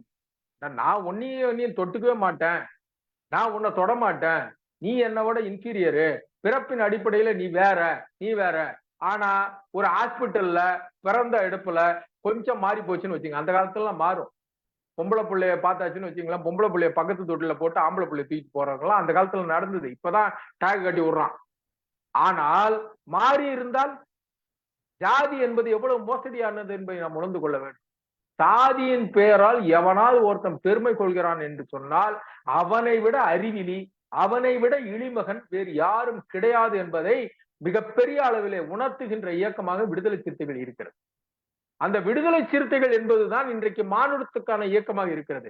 அந்த மானுடத்துக்கான இயக்கத்தினுடைய தலைமைக்கு இந்த அக்கறை இருக்கிறது. உண்மையான ஜனநாயகவாதிகள், உண்மையான தேசபக்தர்கள் யார் என்று சொன்னால் அநீதிக்கு எதிராக, இன்னும் சொல்ல போனால் கபோதிகளுக்கு எதிராக அறிவு சார்ந்த தளத்தில் இயங்கிக் கொண்டிருக்கின்ற விடுதலை சிறுத்தைகள் என்பதை நாம் உணர்ந்து கொள்ள வேண்டும். ஆகவே நாம் ஒரு போராட்டத்தில் இருக்கிறோம். வெல்லும் ஜனநாயகம். கடைசியில் அடைய ஜெயிக்கும். இடியம்மன் என்னென்னலாம் செஞ்சான் அந்த ஆளு, நரமாமிசம் வரைக்கும் உண்டா, எதிராளிகளை தின்னா அப்படியே நரமாமிசத்தை உண்டா. அவனால இருக்க முடிஞ்சுதா? இருக்க முடியவில்லை. வரலாற்றில் அடால்ஃப் ஹிட்லர் யூதர்களை அத்தனை தூரம் சொன்னாங்க. ஆனால் அவ்வளவும் பட்டதுக்கு பிறகு இன்னைக்கு யூதர்கள் இன்றைக்கு செய்து கொண்டிருக்கின்ற கொலைகள், பாலஸ்தீன மக்களுக்கு எதிராக அகதிகள் முகாம்களில் குண்டுகளை வீசக்கூடிய அரக்கத்தன்மையை இன்றைக்கு செய்து கொண்டிருக்கிறது.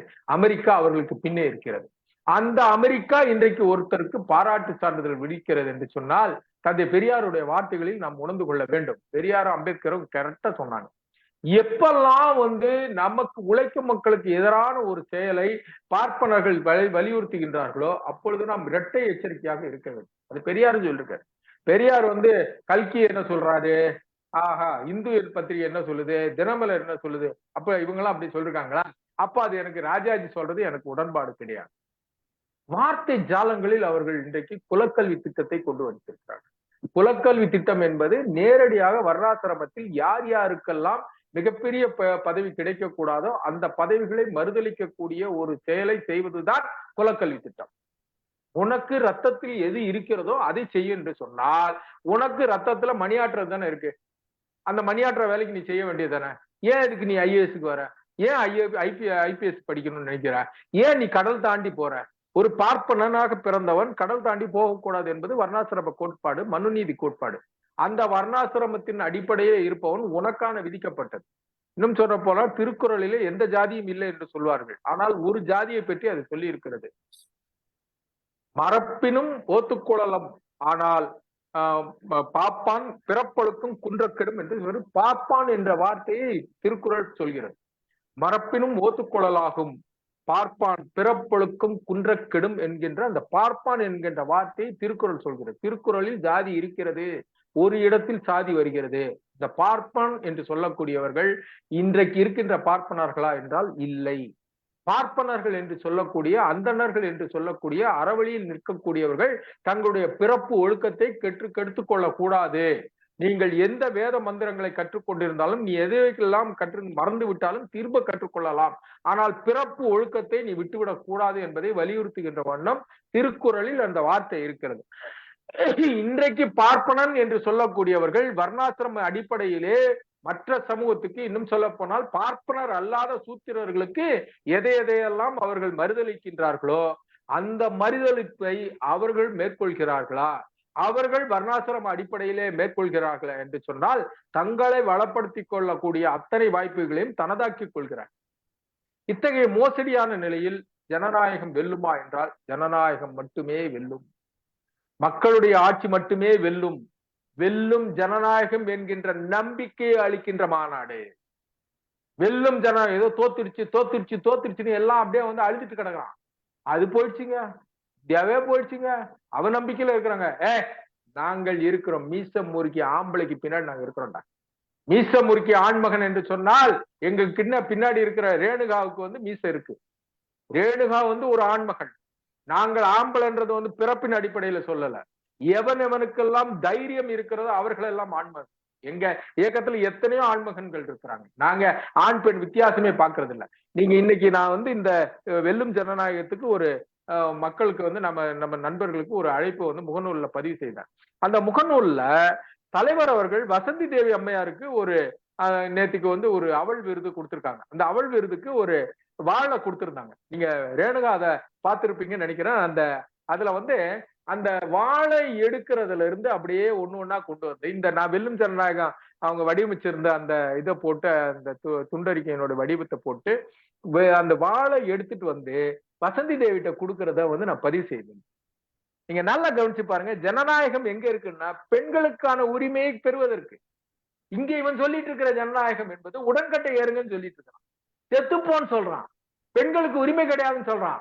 ஆனால் பெண் கையில் வாளை கொடுக்கின்ற இயக்கமாக விடுதலை சிறுத்தைகள் இருக்கு, அதுல பெருமை கொள்றோம். எங்களுக்கு எங்களுக்கு முன்னாடி ஜான்சி ராணியா ரேணுகா போயாச்சுன்னா எங்களுக்கு சந்தோஷம், ஜான்சி ராணியா எங்களுக்கு எழில் கரோலின் போயாச்சுன்னா எங்களுக்கு சந்தோஷம். எங்களிடம் இருக்கின்ற பெண்கள் எங்களுக்கு முன்னிறுத்தி நாங்கெல்லாம் தாய்வழி சமூகையா? நீ ஆணாதிக்க சமூகத்தை கொண்டு வந்தவனே நீதானே, நாங்க கிடையாது இல்ல. எங்களுடைய பிறப்பு என்பது, எங்களுடைய வம்சாவளி என்பது, நாங்கள் பரம்பரையாக நாங்கள் தாய்வழி சமூகம். எனக்கும் உனக்கும் ஆகவே ஆகாது. இனி என்ன ஆரியன் திராவிடம் இல்லைன்னா ஆளுநர் சொல்லிட்டா வேலைக்கு ஆயிச்சா? இந்த ஆளுநர் என்னென்ன வேலையெல்லாம் செஞ்சுட்டு இருக்கான்னு நீங்க பார்க்கணும். ஆளுநர் என்பது கூட்டு அமைச்சரவையினுடைய முடிவுகளுக்கு கட்டுப்பட்டவர்னு உச்ச நீதிமன்றம் பலமுறை சொல்லிட்டாங்க. நான் நேரத்தை கடந்துட்டேன், இன்னும் ஒரு 5 மணித்துளிகளில் முடிச்சிடறேன். இப்ப ஆளுநர் நடைபெற்றுக் கொள்வதும் இந்தியாவினுடைய குடியரசுத் தலைவர் நடத்திக் கொள்றதும் நீங்க ஒரே தேர்தல் முறை என்பதும், இன்னும் சொல்ல போனால் 3 முப்படைகளுக்கும் ஒரு தலைமை தளபதியை உருவாக்கியது என்பதும், நீங்க என்னமோ வி.கே. சிங்னா யாரு, இவங்க எல்லாம் வந்தாங்கன்னா யார் யாரெல்லாம் இன்றைக்கு ஒரு ஜனநாயகத்தை நாளைக்கு இந்தியாவினுடைய ஒரு மிகப்பெரிய நடவடிக்கையை மேற்கொள்ளும் பொழுது, அரசியல் விரோத நடவடிக்கையை, அரசியல் சாசன விரோத நடவடிக்கையை மேற்கொள்ளும் பொழுது அவர்களுக்கு கட்டமைப்பு உதவ வேண்டும் என்பதற்காக புதிய புதிய நடைமுறைகளை கொண்டு வருகிறார்கள் என்பதில் நாம் எச்சரிக்கையாக இருக்க வேண்டும். ஆக அவர்களுடைய ஒவ்வொரு நடவடிக்கையும் இன்றைக்கு அரசியல் சாசனத்துக்கு எதிராக இருக்கிறது, சகோதரத்துவத்துக்கு எதிராக இருக்கிறது, சமூக நீதிக்கு எதிராக இருக்கிறது. நீட் தேர்வு நினைச்சிட்டு இருக்கிறோம், அழகா காலி பண்ணிட்டு இருக்காங்க. ஏதோ 1-2 பேர் வந்துட்டாங்கன்னு நினைச்சிட்டு இருக்கிறாங்க. புள்ளி விவர அடிப்படையில பாத்தீங்கன்னா அரசு பள்ளிகளில் படித்தவர்களுக்கு 7.5% சொன்னதுக்கு பிறகுதான் நம்ம ஆளுங்க போயிருக்கிறாங்க. இந்த புள்ளி விவரத்துல வெளியிலே விட மாட்டாங்க. நீங்க மிகப்பெரிய மோசடியை இன்றைக்கு செய்து கொண்டிருக்கிறார்கள் ஊடகங்களை கையில் வைத்துக் கொண்டு. ஆனால் இதெல்லாம் இல்லையா, எத்தனை 1000 ஊடகம் கூட வச்சுக்க, ஆனால் எங்களுடைய தலைவர் இருக்கிறார், அண்ணன் எழுச்சி தமிழர் அவர்கள் இருக்கிறார். அவர் பேசுகின்ற ஒவ்வொரு வார்த்தையும் நாங்கள் அதை வேத புத்தகங்களாக, அதைத்தான் எங்களுடைய அறிவு புத்தகமாக, அதுதான் எங்களுக்கான ஆற்றல் மிக்க போராளிகளை உருவாக்கக்கூடிய வலிமை மிக்க போர் பிரகடனமாக நாங்கள் எடுத்துக்கொள்கிறோம். ஆகவே விடுதலை சிறுத்தைகள் விழிப்போடு இருக்கிறோம். சனாதனத்தின்றத முதலுக்கு இதெல்லாம் இந்த இழிவை செஞ்சுட்டு இருக்காண்டான்னு சொன்னதுக்கு அப்புறம் தான் இன்னைக்கு எல்லாருமே பேசிட்டு இருக்காங்க. நீங்க என்னமோ சனாதனத்தோட முடிஞ்சிருச்சுன்னு நினைக்க கூடாது, இதுக்கு மேலும் இருக்கிறது. அத்தனையும் நாம் செய்வோம். 2024 ஜனநாயகத்தை வெல்ல வைக்கின்ற பொறுப்பை எளிதில் செய்து விடலாம். வெல்லும் ஜனநாயகம் என்பதை தேர்தலின் மூலமாக நாம் செய்துவிட முடியும். ஏனென்றால் இது குடியரசு, இது மக்கள் ஆட்சி. இந்த மக்களுடைய உரிமையை சரியாக பயன்படுத்தினால் எளிதாக இவனை எல்லாத்தையும் தூக்கி போட்டுட்டு ஆட்சி அதிகாரத்தின் மூலமாக மீதி அத்தனையும் நீக்கரவு செய்து விடலாம். ஆகவே 2024 நாம் இந்த நாட்டினுடைய ஜனநாயகத்தை வெல்ல வைக்கின்ற உன்னத பணியில் இருக்கிறோம், அடுத்த தலைமுறைக்கான பணியில் இருக்கிறோம், வரலாற்று கடமையில் இருக்கிறோம். இந்த வாய்ப்பில் இன்னும் அதிகப்படியாக அரசியல் சாசனத்தின் அடிப்படையில் பேசலாம் என்றாலும் கூட நேரம் கடந்து விட்டது என்கின்ற காரணத்தினால் உங்களுடைய பொறுமையை சோதிக்க விரும்பவில்லை. நாம் அனைவரும் ஒன்றிணைந்து தலைவர் அவர்கள் காட்டுகின்ற திசையிலே போராளிகளாக, போர்படையினுடைய போர் வீரர்களாக நம்மை எல்லாம் அணிதிரட்டுகின்ற, அமைப்பாய் திரட்டி இருக்கின்ற அண்ணன் எழுச்சி தமிழர் அவருடைய தலைமையிலே, அவருடைய தலைமையினுடைய கீழே நடைபெறுகின்ற மிகப்பெரிய போராளிகளாக, காலாட்படை வீரர்களாக, போர்ப்படை வீரர்களாக அணிதிரண்டு அந்த செயலை செய்து முடிக்க வேண்டும். நமக்காக மட்டுமல்ல, இந்த தேசத்தை காப்பாற்றுவதற்காக, தேச நலனுக்காக, வருங்கால தலைமுறைக்காக, இந்த சமூகத்தின் அடிப்படையிலே, சாதியின் அடிப்படையிலே, பிறப்பின் அடிப்படையிலே அநீதியை இழைக்கின்ற கபோதிகளை மீண்டும் கைபர் போலன் கணவாய் வழியாக விரட்டி அடிக்கின்ற வகையிலே நாம் இந்த ஜனநாயகத்தை வெல்ல செய்ய வேண்டும். வெல்லும் ஜனநாயகம், ஜனநாயகம் மட்டுமே வெல்லும். சர்வாதிகாரம் ஆண்டதாகவும் அது நீண்டதாகவும் வரலாறும் கிடையாது, நிலவியலும் கிடையாது. எந்த நாட்டிலும், எந்த பூமியினுடைய எந்த பகுதியிலும் சர்வாதிகாரம் வாழ்ந்ததாக சரித்திரம் கிடையாது. அதை நினைவில் நிறைத்து நாம் ஜனநாயகத்தை வெற்றி பெறக்கூடிய அந்த வெல்லும் ஜனநாயகம் என்ற குரலை ஓங்கி போர்ப்பரணியாக டிசம்பர் 23 ஆரம்பித்து அந்த ஜனநாயகத்தை வெல்லக்கூடிய வகையிலே ஓட்டுரிமையை பயன்படுத்தி புரட்சியாளர் அம்பேத்கர் நமக்கு விரலில் அளித்தது அது நமக்கான வெற்றி திலகம் என்பதை, அது கரும்புள்ளி அல்ல, வெற்றி திலகம். எனக்கான உரிமை இருக்கிறது. நான் இந்த நாட்டினுடைய ஒவ்வொரு குடிமகனும், ஒவ்வொரு மன்னன், நான் இந்த ஆட்சி அதிகாரத்தை தீர்மானிக்கக்கூடிய அறிவு பெற்றவன் என்கின்ற அந்த அறிவு செயலை செய்ய வேண்டும் என்கின்ற வேண்டுகோளை விடுத்து இதுகாரும் இங்கு அமைதி காத்து என்னுடைய உரையை கேட்ட உங்கள் அனைவருக்கும் மீண்டும் மீண்டும் நன்றியை சொல்லி, இந்த வாய்ப்பை எனக்கு அளித்த, இன்னும் செயற்கரிய செயல்களை செய்து கொண்டிருக்கின்ற சகோதரி ரேணுகா அவர்களுக்கும், அருமை சகோதரர் முகமது சித்திக் அவர்களுக்கும் இந்த நேரத்திலே என்னுடைய மனமார்ந்த நன்றிகளையும் வாழ்த்துக்களையும் தெரிவித்து நிறைவு செய்கிறேன். நன்றி, வணக்கம். நன்றி அண்ணா. இது உரையல்ல, வெல்லும் ஜனநாயகம் என்றுதான் நான் ஒரே வார்த்தையில சொல்லணும். அதற்கான விளக்கமும், எதற்காக தலைவர் வெல்லும் ஜனநாயகம் என்று வைத்தார் என்பதற்கான விளக்கத்தை தெளிவாக நீங்க சொல்லியிருக்கீங்க. டிமானிட்டைசேஷன் எல்லாம் எக்ஸ்பிளைன் பண்ணீங்க. அந்த மக்களாட்சியில மக்களுக்கான நீதியை வழங்க வேண்டும் என்பதுதான் ஒரு பொலிட்டிக்கல் பார்ட்டியாக இருக்கட்டும், ஒரு அரசாக இருக்கட்டும், மக்களே தான் பார்க்க வேண்டும்.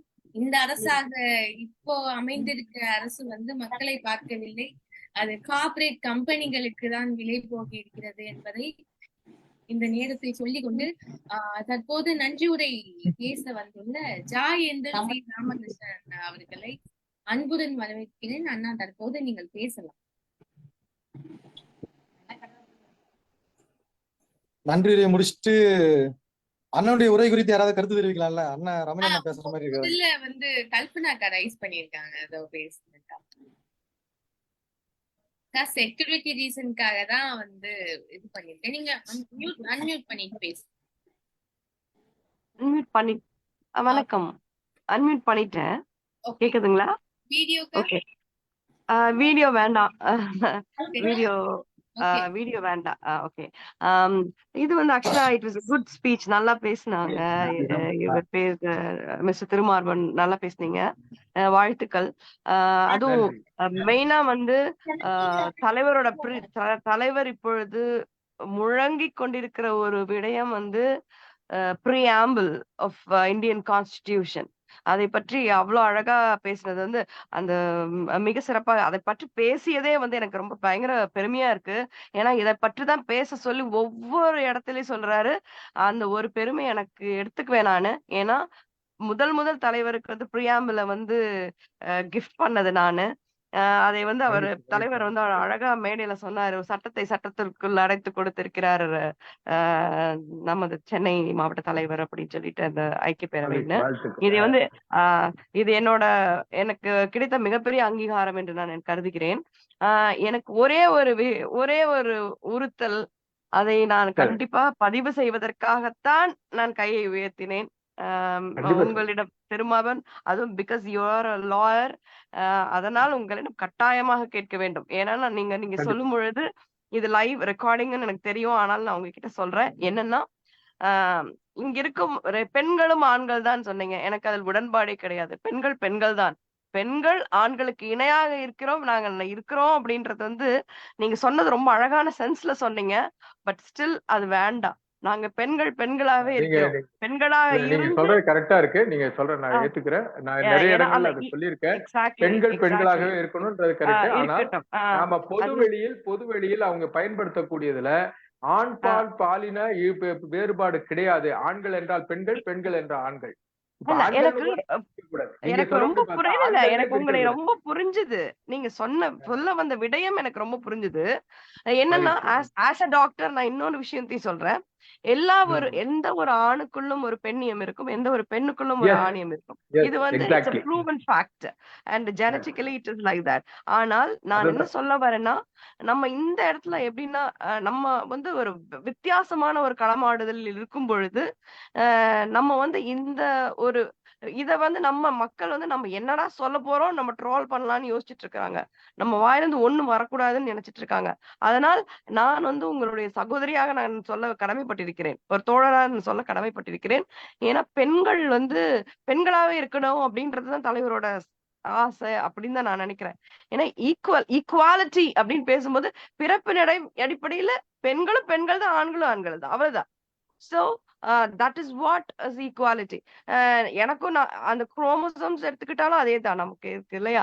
அந்த ஒரு குட்டியா நீங்க ரொம்ப அழகா இருந்துச்சு உங்க ஸ்பீச் கேட்டே இருந்தேன். அந்த பெண்கள் ரேணுகாவை ஒரு ஆணா நினைத்துக் கொள்கிறேன் அப்படின்னு சொல்லும் போது எனக்கு no I should say no அப்படின்னு அவங்களும் ஆண் தான் சொன்னீங்க. அவங்க அதான் எங்களை வேண்டாம். நடத்தக்கூடிய ஏன்னா தாய்வழி பெண்ணா இருந்து சமூகம்ன்றது இல்ல. கொண்டு I'll make the difference. I'll make the difference. நீங்க சொல்லுங்க தேங்க்யூ உங்களோட தேங்க்யூ சோ கருத்துக்களை மச். ஐ எம் பதிவு honored if you do that. அதுல ஏன்னா சிறப்புக்கா, சிறப்பு சிறப்பு. அதுல எனக்கு எந்த விதமான நீங்க சகோதரி சொன்னதுல எந்த விதமான இதுவும் கிடையாது, மறு சொல்ல மறு போனா கருத்தும் கிடையாது. அண்ணா, நான் நான் பேசுறேன் நன்றி. எனக்கு அதை பேசுறேன் ஒரு நிமிஷம். ஓகே. நான் அதுல நீங்க சொன்னதுல எந்த விதமான இது இல்ல. ஆனா நீங்க நல்லா கவனிச்சு பார்க்கணும். தலைவர் வந்து எம்பவர்மெண்ட் ஆஃப் விமன் சொல்றாரு. எம்பவர்மெண்ட் ஆஃப் விமன்றதுப்போ நீங்க வந்து மேல் ஷாவனிசத்தை கொண்டு வந்தது நாம கிடையாதுன்றதை நீங்க பண்ணணும். நாம வந்து முன்னிறுத்தினதே பெண்கள். நம்ம சமூகமே நீங்க வந்து கொற்கையில இருந்து ஆரம்பிச்சு நம்முடைய வெளிப்பாடுகள் எல்லாமே பெண் தெய்வ வழிபாடுகள் தான் முதல்ல. அன்னையைத்தான் நம்ம முன்னிறுத்துவோம். தாய் வழி சமூகம் என்பதை நான் வலியுறுத்துவதற்காக நாங்கள் அனைவரும் எங்களுக்கு ஆண்கள் தான் அப்படின்றத சொன்னேன். ஆண்கள் பெண்கள்ன்றதுல நான் வந்து அவங்களை இன்ஃபீரியரா சொல்றதுக்கான வார்த்தையே கிடையாது. ஜெண்டர் ஈக்குவாலிட்டின்றது வேறு. பிறப்பின் அடிப்படையில அவர்களுக்கான நீங்க வேற அவங்களை இன்ஃபீரியரா கவுத்துறீங்களான்னா நான் கிடையாது. ஆனால் இந்த இடத்தில் நான் சமூகத்தில் பயன்படுத்தக்கூடிய சமூக கண்ணோட்டத்தை குறிப்பதற்காக அதிலிருந்து சமூக கண்ணோட்டத்திலிருந்து விடுதலை சிறுத்தைகள் எவ்வாறு வேறுபடுகிறோம் என்பதை குறிப்பதற்காக அது சொன்னேன். இருந்தாலும் நீங்க சகோதரி சொன்னதை நீங்க சொல்லிட்டீங்க. என்னுடைய இன்டென்ஷன் அது கிடையாதுன்றது நீங்களும் ஏன்னா கவனிச்சிட்டீங்க. நீங்க இருந்தாலும் இதை சொன்னீங்க சொல்வதற்கு நம் இனிமேல் சமுதாயம் அதான் நீங்க சொல்லும் போது அடுத்ததுல ரொம்ப அழகா இருந்து நீங்க இருந்துச்சு. அதுல இன்னும் கவனிச்சு கூடுதல் கவனத்தோட அதை பயன்படுத்துற ரொம்ப உங்களுடைய கருத்துக்களை அது நான் வந்து மதிக்கிறேன். ரொம்ப நன்றி. ஏன்னா நம்மளதான் we are all been watched. எனக்கு அதுதான் அதுக்காக நான் கண்டிப்பா அதை நான் சரி பண்ணிக்கிறேன். நான் உங்களுடைய இதை வந்து இந்த கவனத்துல வச்சிருக்கிறேன். எனக்கு ரொம்ப நன்றி. ஒரு ரொம்ப நன்றி. மகிழ்ச்சி சகோதரி, மகிழ்ச்சி. ரொம்ப ரொம்ப ரொம்ப மகிழ்ச்சி. உங்கள் உரை எனக்கு ரொம்ப பிடிச்சதுன்னா நீங்க எனக்கு ஆண் அப்படின்னு சொன்னீங்க. எங்க அப்பா வந்து என்ன வந்து ஒரு பெண் போல வளர்க்கல, ஆணாதான் வளர்த்தாரு. நான் ஐஎம்ஏ சிவில் இன்ஜினியர். ஆண்கள் படிக்கிறப்பதான் நான் படிச்சேன். நான் வந்து நான் ஒரு பெண் ஆண் அப்படின்னு நான் பார்க்க மாட்டேன். இப்போ பசங்களே நான் வந்து கூப்பிட்டு நான் செய்வேன் நீங்க செய்யுங்கப்பா அப்படின்னு நான் வந்து அளவுக்கெல்லாம் நான் இறங்கிடுவேன் எப்பயுமே. எனக்கு வந்து ஆண் பெண் அப்படி ஃபெமினிசம் அந்த ஃபெமினைன் டச்சே இருக்காது எனக்கு. அந்த மாதிரி நான் அந்த அளவு நான் இது பண்ண மாட்டேன். சோ அதனால நீங்க சொன்னதில் எனக்கு மகிழ்ச்சி தானா. எனக்கு எங்க அப்பா எப்பயுமே சொல்லுவாரு, நீ திருமணம்லாம் செய்து கொள்ளக்கூடாது, என் கூடயே இருந்தணும், நீ எங்கேயும் போக கூடாது அப்படின்னு. அப்பா அந்த ஃபெமைன் டச்சே இருக்கக்கூடாது அப்படின்னு என்ன விரும்புவார். இந்த ஃபீல்ட்லயும் அவரு அதனாலதான் என்ன வந்து நீ செய்யுமா, அண்ணனுக்காக பணி செய்யற, எனக்கு ரொம்ப சந்தோஷம் அப்படின்னு அவரு பணிக்கு செஞ்சிருக்காரு. இதெல்லாம் வந்து ஒரு அது நீங்க சொன்னது தவறு இல்லை.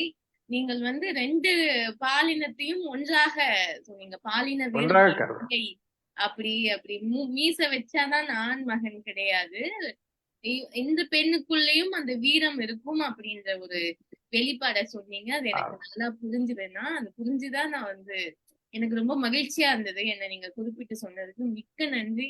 நிச்சயமாக நீங்க எதிர்பார்க்கிற பெண்ணாக நான் வருங்காலத்துல வருவேன். ரொம்ப மகிழ்ச்சி, ரொம்ப மகிழ்ச்சி. வாழ்த்துக்கள். அண்ணா ஜாயேந்தல் அண்ணா, தற்போது நேரம் ரொம்ப இதுவாயிருது. நம்ம முத்தமிழ் வளவன் பேசியிருக்காங்க, வந்து இணைஞ்சிருக்காங்க. அண்ணா இப்ப எந்த ஊர்ல இருக்கீங்க? அன்மியூட் பண்ணுங்க. அன்மியூட் ஆகும்னா அன்மியூட் ஆகும். சித்திக்கு நன்றி சொல்லிடுங்க சகோதரி. அவரு சகோதரர் சித்திக்கு நன்றி சொல்லிடுங்க. இவரும் அமீரக விடுதலை சிறுத்தை தானா? மகிழ்ச்சி. அமீரக விடுதலை சிறுத்தைகளின் ஆலோசகர், முன்னாள் ஒருங்கிணைப்பாளர். என்னைக்கோ ஒரு நாள் எனக்கு அந்த வாய்ப்பு கிடைக்கும். கட்சியில இருந்து நிறைய பேர் அங்க போயிட்டு இருக்கிறாங்க அப்படின்றதுக்கு நானும் ஒரு நாள் எனக்கு அந்த வாய்ப்பு இருக்கும். உக்ரைன்ல இருக்கிறேன். உக்ரைன் அப்படியா?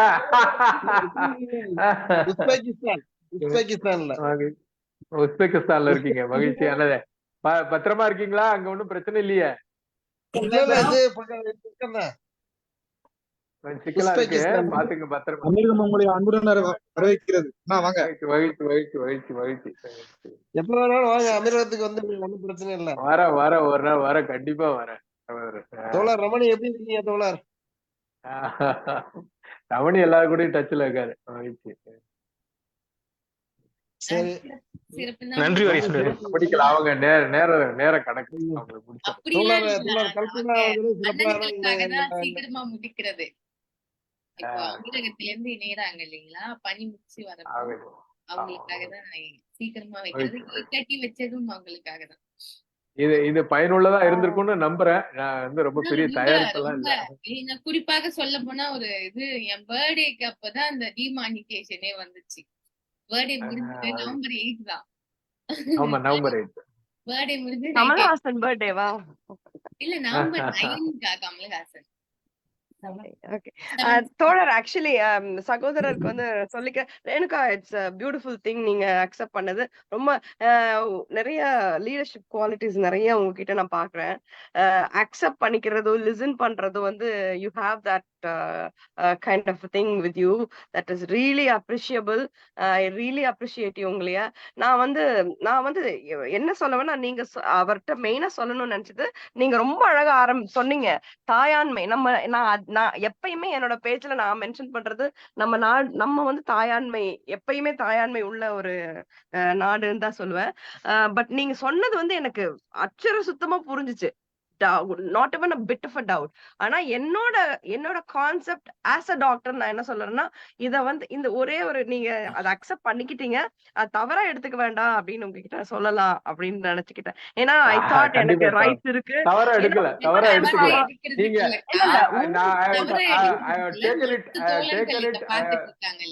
I understood. I have taken it in a proper perspective. That's absolutely fantastic. எனக்கு அது புரிஞ்சுச்சு. என்னன்னா ஒரே ஒரு இது என்னன்னா, இது சரி, ஓகே, நான் மறுபடியும் பேசுவேன் எப்படினாலும். ஐ wasn't well ஒரு 4-5 நாளாவே நல்லா இல்ல. அதனால நீங்க வந்து மிக ரொம்ப நல்லா எனக்கு அந்த பிரியாம்பிள் பத்தி பேசின உடனே எனக்கு பயங்கர சந்தோஷமாச்சு. நான் ரொம்ப சீரியஸா வாட்ச் பண்ணிட்டே இருந்தேன். நானு நீங்க பேசுனதை நான் கேட்டுட்டு இருந்தேன். அப்பதான் இத பத்தி இது வந்து எனக்கு எப்பயுமே இப்பன்ட்டு இல்ல, எப்பயுமே எனக்கு உடன்பாடு கிடையாது. ஏன்னா woman empowerment is completely different. It's completely different genre. Woman நான் வந்து ஜெண்டர் ஈக்வாலிட்டி பத்தி பேசல, உமன் எம்பவர்மெண்ட் பத்தி தான் பேசினேன். Woman empowerment is absolutely a great thing. அது வந்து வேற விடயம். இப்ப ரேணுகா வந்து உமன் எம்பவர்டா ஆனாங்கன்னா எனக்கு I'll be the most happiest. Exactly. I'll be that. அழகா அது சொன்னாங்க. வீரம், அந்த வீரத்தோட இருக்கணும், கோழையா இருக்க கூடாதுன்னு நீங்க சொல்ல வந்தீங்கன்னு புரிஞ்சுக்கிட்டேன்னு சொன்னது வந்து எனக்கு பயங்கர சந்தோஷமா இருந்துச்சு. ஏன்னா எனக்கே ஜெண்டர் எனக்கு எப்ப தெரியும், நான் ஒரு புத்தகம் எழுதுறேன், அந்த புத்தகத்துல அதை பத்தி நீட்டா இருக்கும். ஜெண்டர் இன்னைக்கு எனக்கு ஜெண்டரை பத்தி தெரிஞ்சது வந்து என்னோட 12வது படிச்சுட்டு மெடிசன் போகும்போதுதான் எனக்கு தெரிஞ்சிச்சு. ஓ, ஃபீமேல்லாம் இப்படி கூட இருப்பாங்களா அப்படின்னு தோணுனதே எனக்கு அப்பதான். அது வெளியும் ஃபீமேல் மேல் அப்படின்றதுக்கான ஒரு மாற்று இதே நான் வளர்ப்பிலே இல்லை எனக்கு. அதனால இப்ப சொல்லும் பொழுது அப்பதான் எனக்கு தோணுச்சு, ஓகே, ஃபீமேலுக்கு வந்து எம்பவர் பண்ணணும் அப்படின்றது தலைவருடைய தாட்டை வந்து அப்படியே நம்ம கொண்டு போகணும்ன்றது என்னோட ஆசை. நீங்க ரொம்ப அழகா பேசுனீங்க. வாழ்த்துக்கள். எனக்கு மறுபடியும் சொல்லிக்கிறேன். I just wanted to make it a point over there, and thank you for accepting it. Thank you so much. I'm privileged. Thank you. வெல்லும் ஜனநாயகம், வீழும் சனாதனம். நன்றி உரை சொல்லிடுங்க. நானே நன்றி உரை. ரமணியா கை காமிச்சிட்டே இருக்காரு. நான் அண்ணா அன்மியூட் ஆகுமே, எல்லாருக்கும் அன்மியூட் தான் ஆகும். அண்ணா நீங்க பேசிடுங்கண்ணா, நேரம் போயிட்டே இருக்கு. அன்பார்ந்த சொல்லுங்கண்ணா, பேசுங்க. இப்போ வந்து அண்ணன் வந்து இப்போ வந்து வெல்லும் ஜனநாயகம் பத்தி ஒரு சில விஷயங்கள் வந்து தெளிவு பேசினாங்க. அதுல வந்து இப்ப இணைஞ்சிருக்கிற தோழர்கள்ல வந்து பாத்தீங்கன்னா, இப்ப நம்ம 40வது அமர்வு வந்து நிறைவு செய்யறோம். இந்த 40வது அமர்வை நிறைவு செய்கிற போது இந்த ஜனநாயகம் பத்தி பேசக்கூடிய தம்பி இந்த சுரேஷ் பாவலனோ அல்லது வந்து இந்த மற்ற தம்பிகள் வந்து நிறைய பேர் இருக்காங்க. அவங்கள யாராச்சும் ஒரு தம்பிங்கள இப்ப அண்ணன் பேசுனதுல என்ன புரிஞ்சிருக்குன்ற விஷயத்த ஒரு சில விஷயத்த கேளுங்கம்மா. இந்த தம்பி எல்லாம் இருக்காங்களா, இந்த ஒரு தம்பி சின்ன தம்பி இருக்காரு, இந்த ஒருத்தர் வந்திருக்காருல்ல, இப்போ அவங்க கிட்ட இந்த வெல்லும் ஜனநாயகத்தை பத்தி இப்ப அண்ணன் வந்து ரொம்ப தெளிவா சொன்னாங்க. அதாவது டிமானிட்டைசேஷன் பத்தி பேசினாங்க, மற்றபடி ஆர்டிகல் 370 பத்தி பேசினாங்க. தம்பி அண்ணன் கை காமிக்கிறாருன்னு கேட்டீங்களா?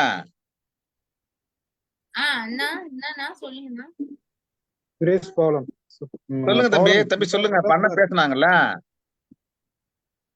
பேசுறாங்கண்ணா. சொல்லுங்க. நீங்க சொல்லுங்க. பாவம் சொல்லுங்க. நான் அப்பனா சொல்றேண்ணா. சின்ன பையன் தான் நீங்க வேற. தம்பி நீங்க சொல்லுங்க தம்பி. இல்ல அம்மாமா இருங்கம்மா. தம்பி நீங்க சொல்லுங்க. ஏந்தல் சொல்லுங்க ராமகிருஷ்ணன். அன்பார்ந்த தோழர்களே,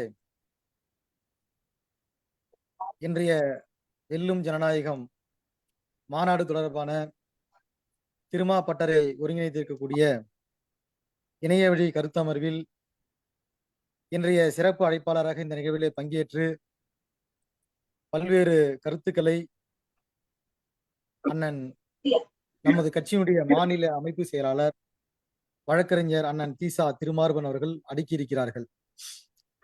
அதாவது இந்திய ஒன்றிய அரசு பண மதிப்பீடு எப்படி இழக்க செய்து அதிலிருந்து அவர் ஒரு வழக்கறிஞர் என்கிற காரணத்தினால் இந்திய அரசியலமைப்பு சட்டத்தினுடைய பல்வேறு செய்திகளை இந்த வெல்லும் ஜனநாயகம் குறித்த மாநாடு தொடர்பாக இத்தனை நாட்கள் நடைபெற்ற கருத்தரங்கில் நாம் பல்வேறு ஆளுமைகள் பேசியிருக்கிறார்கள். அவர்களுடைய உரைகளை கேட்டிருக்கிறோம். அதிலிருந்து வேறுபட்ட வடிவில் இந்திய அரசியலமைப்பு சட்டத்தோடு தொடர்பு படுத்தி பல்வேறு நிகழ்வுகளை சுட்டிக்காட்டி அந்த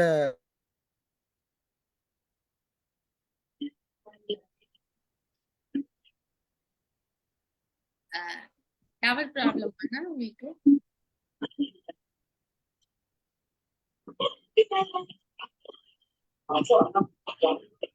தம்பி என்ன டவர் இல்லையா உங்களுக்கு?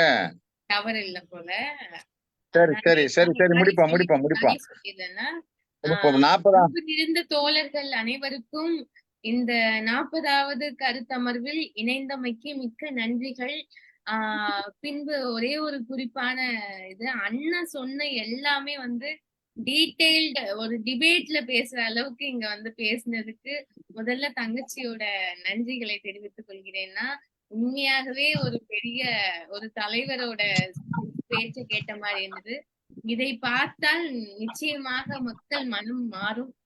அந்த நிறைய மக்களோட மனதில் சனாதன சிந்தனைகளை இந்த நான் பிறந்த போதிலிருந்து தொலைக்காட்சிகளிலிருந்து சில நாடகங்கள் வாயிலாக சில கட்டுக்கதையை உண்மையாகவே அவங்களுக்கு ஒரு அது 2 கதை தானே இந்த எல்லாத்துக்குமே மையமே.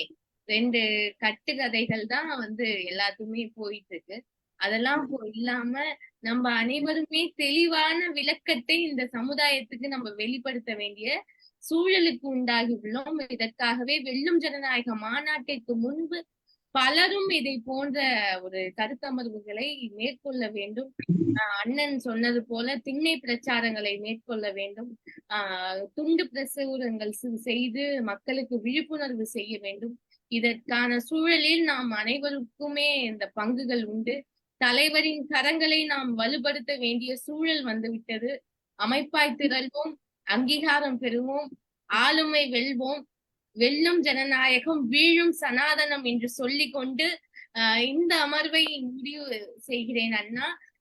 அடுத்த ஒரு அமர்வில் நீங்கள் அனைவரும் பங்கு பெற்று சிறப்பிக்க வேண்டும் என்று தங்கையின் வேண்டுகோளாக விடுக்கிறேன். வெல்லும் ஜனநாயகம், வெல்லும் ஜனநாயகம், வெல்லும் ஜனநாயகம், வெல்லும் ஜனநாயகம். நன்றி. வெல்லும் ஜனநாயகம்.